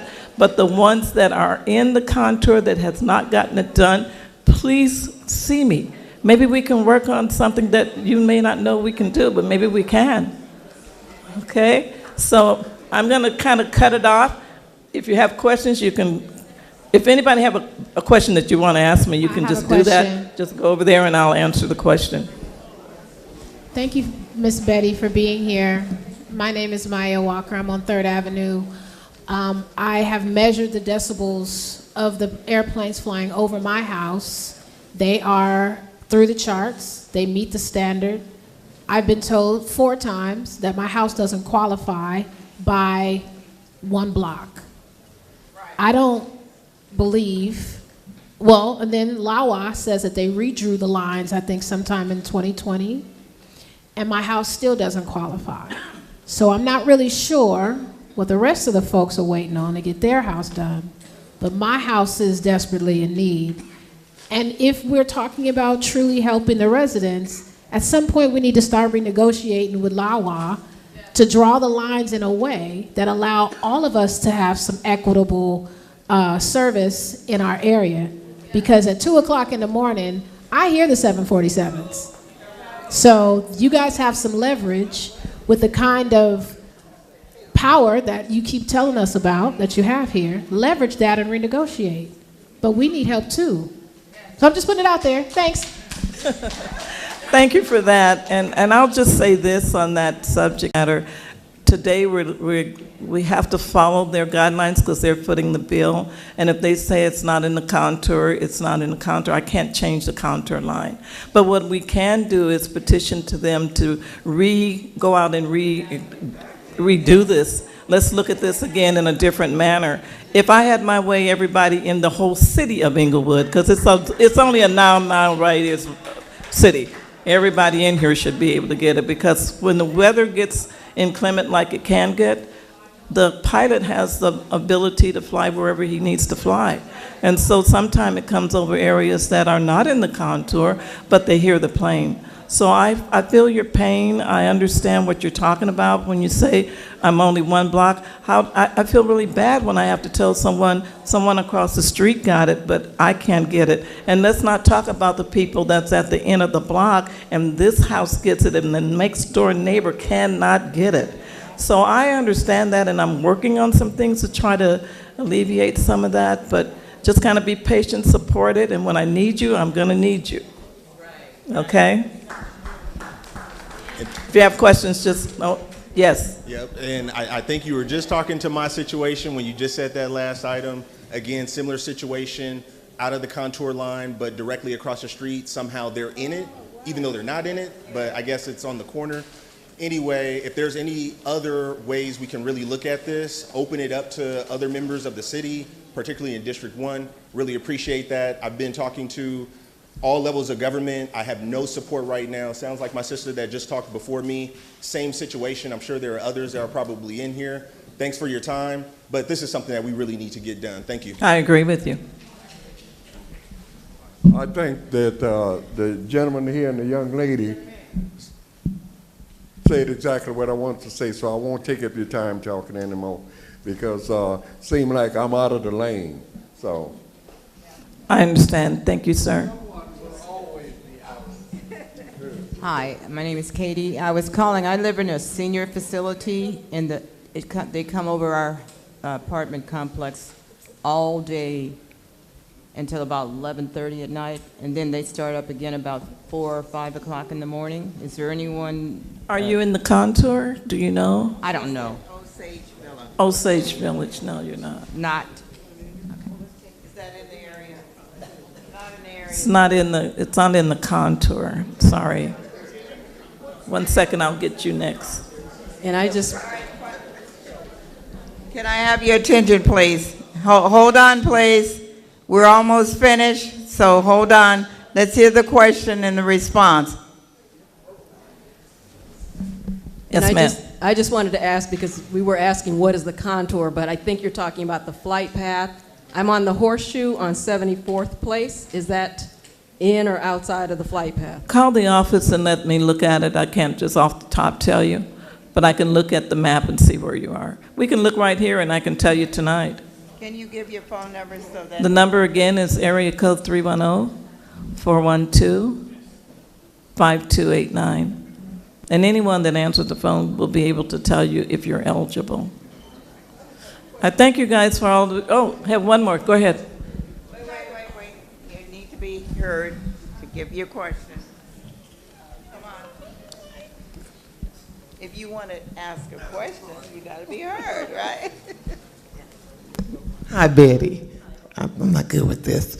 Just want to ask you, putting in all these windows, we can't find a window cleaner.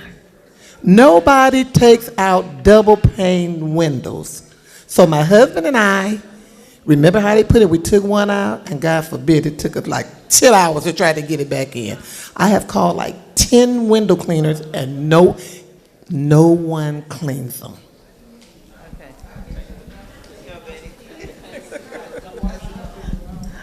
call my office and I'll give you who to contact to clean your windows. Also, we'll be sending out a newsletter on a quarterly basis, and we're going to list companies that we know that can do those windows and do it properly. You want it done properly, and I would suggest that you get a maintenance contract that comes in twice a year to clean your windows and everything, and your system, because your system needs to be clean. Your air conditioning heating system, it will go out if you do not take care of it.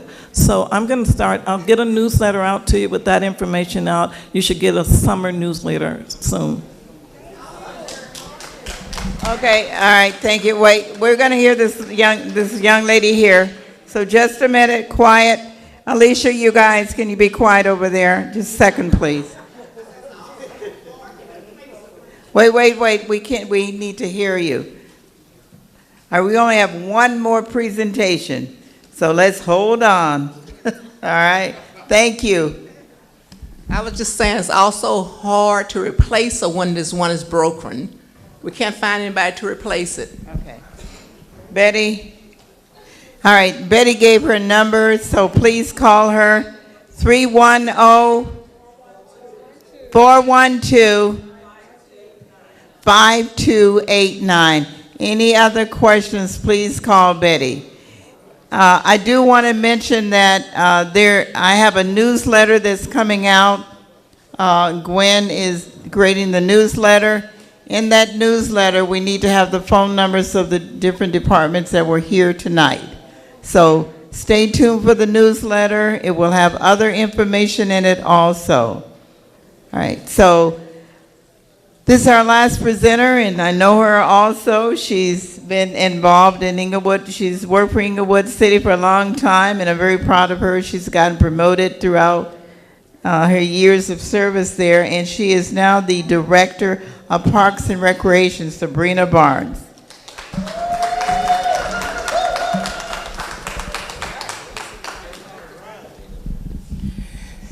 Good evening.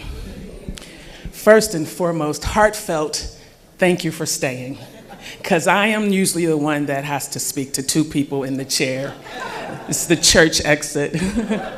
So my name is Sabrina Barnes. I'm the Director of Parks, Recreation, and Community Services. I get the pleasure of leading the Parks, Recreation, and Community Department, which consists of 3 divisions. I have some of my staff here tonight. This is our house, and they say when you have guests, you let them go first. So it's okay. I'm excited to be here to land this plane.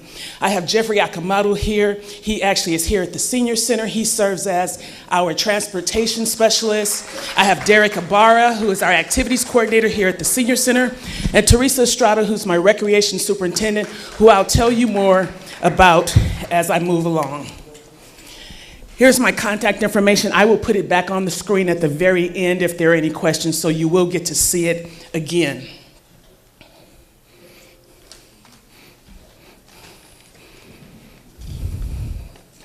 So our department consists of 3 divisions. There's Parks Administration, Recreation and Cultural, Human Services, and then I also have some capital improvements that I want to tell you about so you know what's going on in the city of Inglewood with regards to Parks and Recreation. So first, under Parks Administration, that includes our graffiti abatement section and park maintenance. So if in your neighborhood you're driving down the street, you happen to see some graffiti on a utility box, it's on your curb, it's on a public building, call our office, the Graffiti Abatement Office, to report graffiti. You'll call 310-412-8739, or you can submit it via email at graffiti@cityofinglewood.org. Now, it's our goal to get that graffiti down in 24 hours. We usually make that mark. If we don't, it's because there may be something else or upticks somewhere else, but do know we will get there. Also, my department is responsible for park maintenance of our parks, and also the majority of the green space, the medians, and other things that you see throughout the city. I then have our recreation division. That is all things recreation, leisure, cultural events and enrichment classes, special events, sports and activities, everything from our early childhood development programs where you see our little babies here on Friday. We're going to graduate another class of preschoolers. We have had our program in place for over 40 years, and we actually have now students who have graduated from college, have families of their own who are bringing their programs back, and it's really exciting to be able to impact the lives of our youngest. Special events, if you've ever come to our Martin Luther King Day celebration just this past week, Memorial Day, that also comes out of the Parks and Rec Department. Naturally, when you hear recreation, you may think of bats and balls and basketballs and footballs. Of course, that is us too. And then we have Senior Services, our Human Services Division, which is all things in this building and outside the building. As a part of that, we have our elderly nutrition program, where in this very space, we serve daily for seniors congregate/hot meals. We also have a program that delivers meals to homebound seniors and persons with disabilities. During the COVID pandemic, we shift totally to home delivered meals. So every senior that we would normally serve in the building, we took their meals to them in their home, as well as those that we already serve. That program is open to seniors. You would just need to call. You would be connected to our nutrition program office, and they would get you signed up.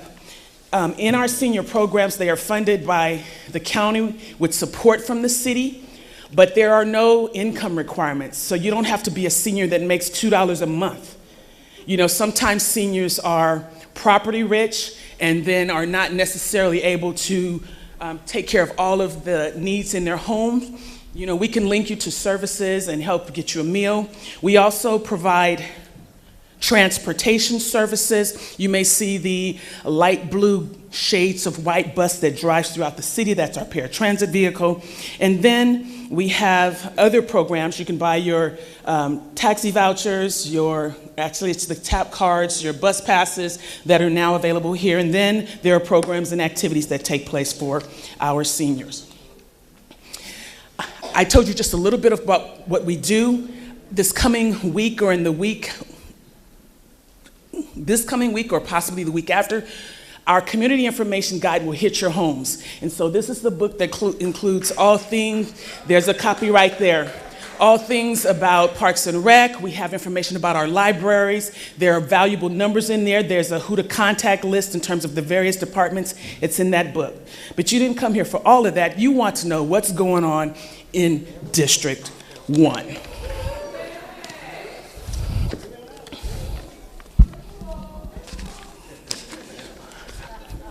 Are my pickleball players here? Okay. So at Darby Park, we will be renovating the restrooms. The City Council has placed an emphasis on improving and upgrading our parks. There had been a time when there was no address of infrastructure and upgrading of facilities, but I hope as you look around, you are seeing improvements. Right now, we're concentrating a lot of our efforts at Vincent Park, but we're also spreading the love around. So shortly, you will see us begin renovation of one of the restrooms at Darby Park. It's the one closest to the recreation building. That one will go down first. And so what we're actually doing is what used to be the waiting pool there, we're gonna construct a restroom right there.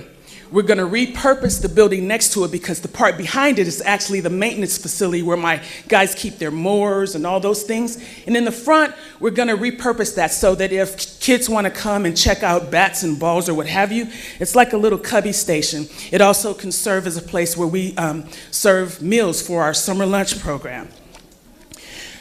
Are there any walkers that use the track? So we've heard all of you.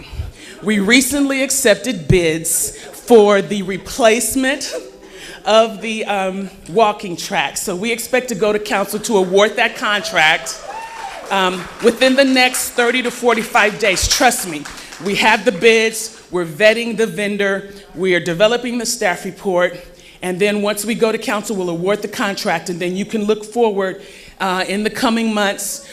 Once we get it awarded, we'll be able to announce the time frame for it, but do know that we heard you and we're gonna completely replace it. We're gonna deal with some of the drainage issues that causes the separation and the buckling, so we heard you.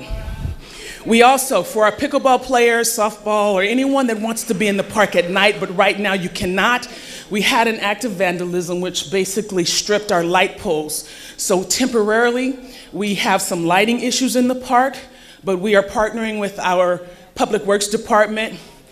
Councilmember Gray has told us, and we know it is a priority, so we're working to get those lights back up as soon as possible. Because of the age and condition of the poles, it's not a simple fix, so we have to do a major capital improvement project. Also in District 1 is now a portion of Edward Vinson Park. Restrooms, restrooms, restrooms. You'll hear us talk about restrooms a lot because one thing, you can't enjoy the park if you have to run home to use the restroom because you don't want to use it at the park. So we are systematically replacing all of our restrooms. We've completed one this year at Vinson Park. We refurbished another one in conjunction with the tennis courts at Vinson Park right before the pandemic. And now we just completed demolition of the one that's located right by the swimming pool across from the Playhouse. So it's demolished. We'll be building a new restroom there. If you haven't been to the park, please stop by. We've had a number of charitable partnerships. Our most recent one, we celebrated the renovation of the ball diamonds at Edward Vinson Park. So the city of Inglewood actually has its own little Dodger Stadium. So if you go look, you can see the scoreboards when you pass down Florence. It's a beautiful facility. We look forward to programming for adults and children, high schoolers. It's going to be wonderful. The basketball courts were recently redone by Pepsi. And we have a pump track coming. If you've been in the park and you want to know what's been behind that green fence for all this time, it's called the pump track. We are going to be the only city that has one of this caliber. We actually will have a family track and a world, I'll call it the championship tracks because we plan to have competitions here in the coming year. What's a pump track? Well, it's a series of bumps and berms that you ride your bike on and you propel with the motion of your body, not necessarily with pedaling. We already know it's going to be a great success because we're not even open yet. And we can't keep the kids out of the fence. So that's our biggest charge right now, to keep them out until we get all the work done. We hope to have that completed by late July. That will be opening up there. The mayor mentioned earlier tennis. Right before the pandemic a little bit, we refurbished the tennis courts there. We have an awesome tennis program at that park. Tennis lessons are available. You can find out the details in the community information guide, which talks about the classes and activities, how to register on our website. If you're having problems, you're welcome to come to our office, or we'll call and walk you through the registration process. So I was intent on landing the plane quickly. I know I spoke a little fast, so if there's anything you need me to repeat, I will be here. Here are my numbers. Again, I appreciate you. And on behalf of my team, we're so glad that you got a chance to visit our home.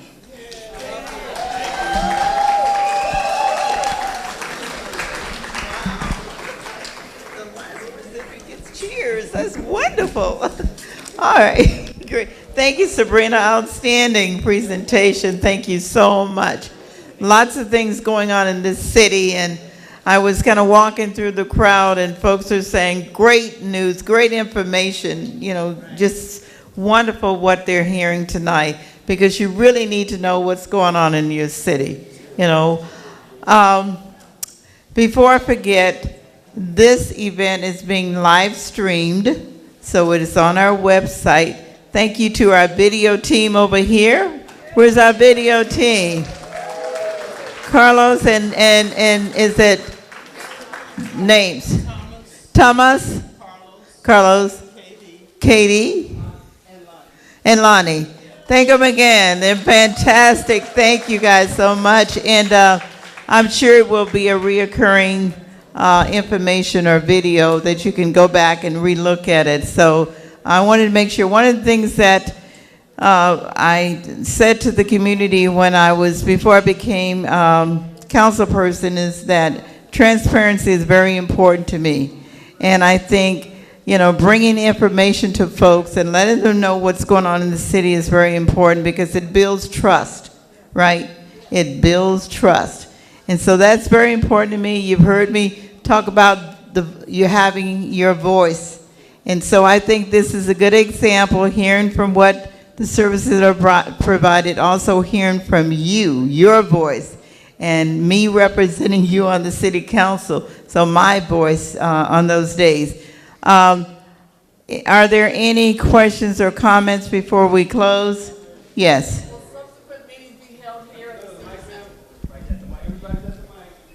Her question was, will subsequent meetings be held here? There will be subsequent meetings, for sure, and hopefully here. I think the fact that we had such a large crowd, it's over 100 people here, that this is the place we need to have it. So thank you for bringing that up, and I'm committed to doing just that. Couple other questions? Yes.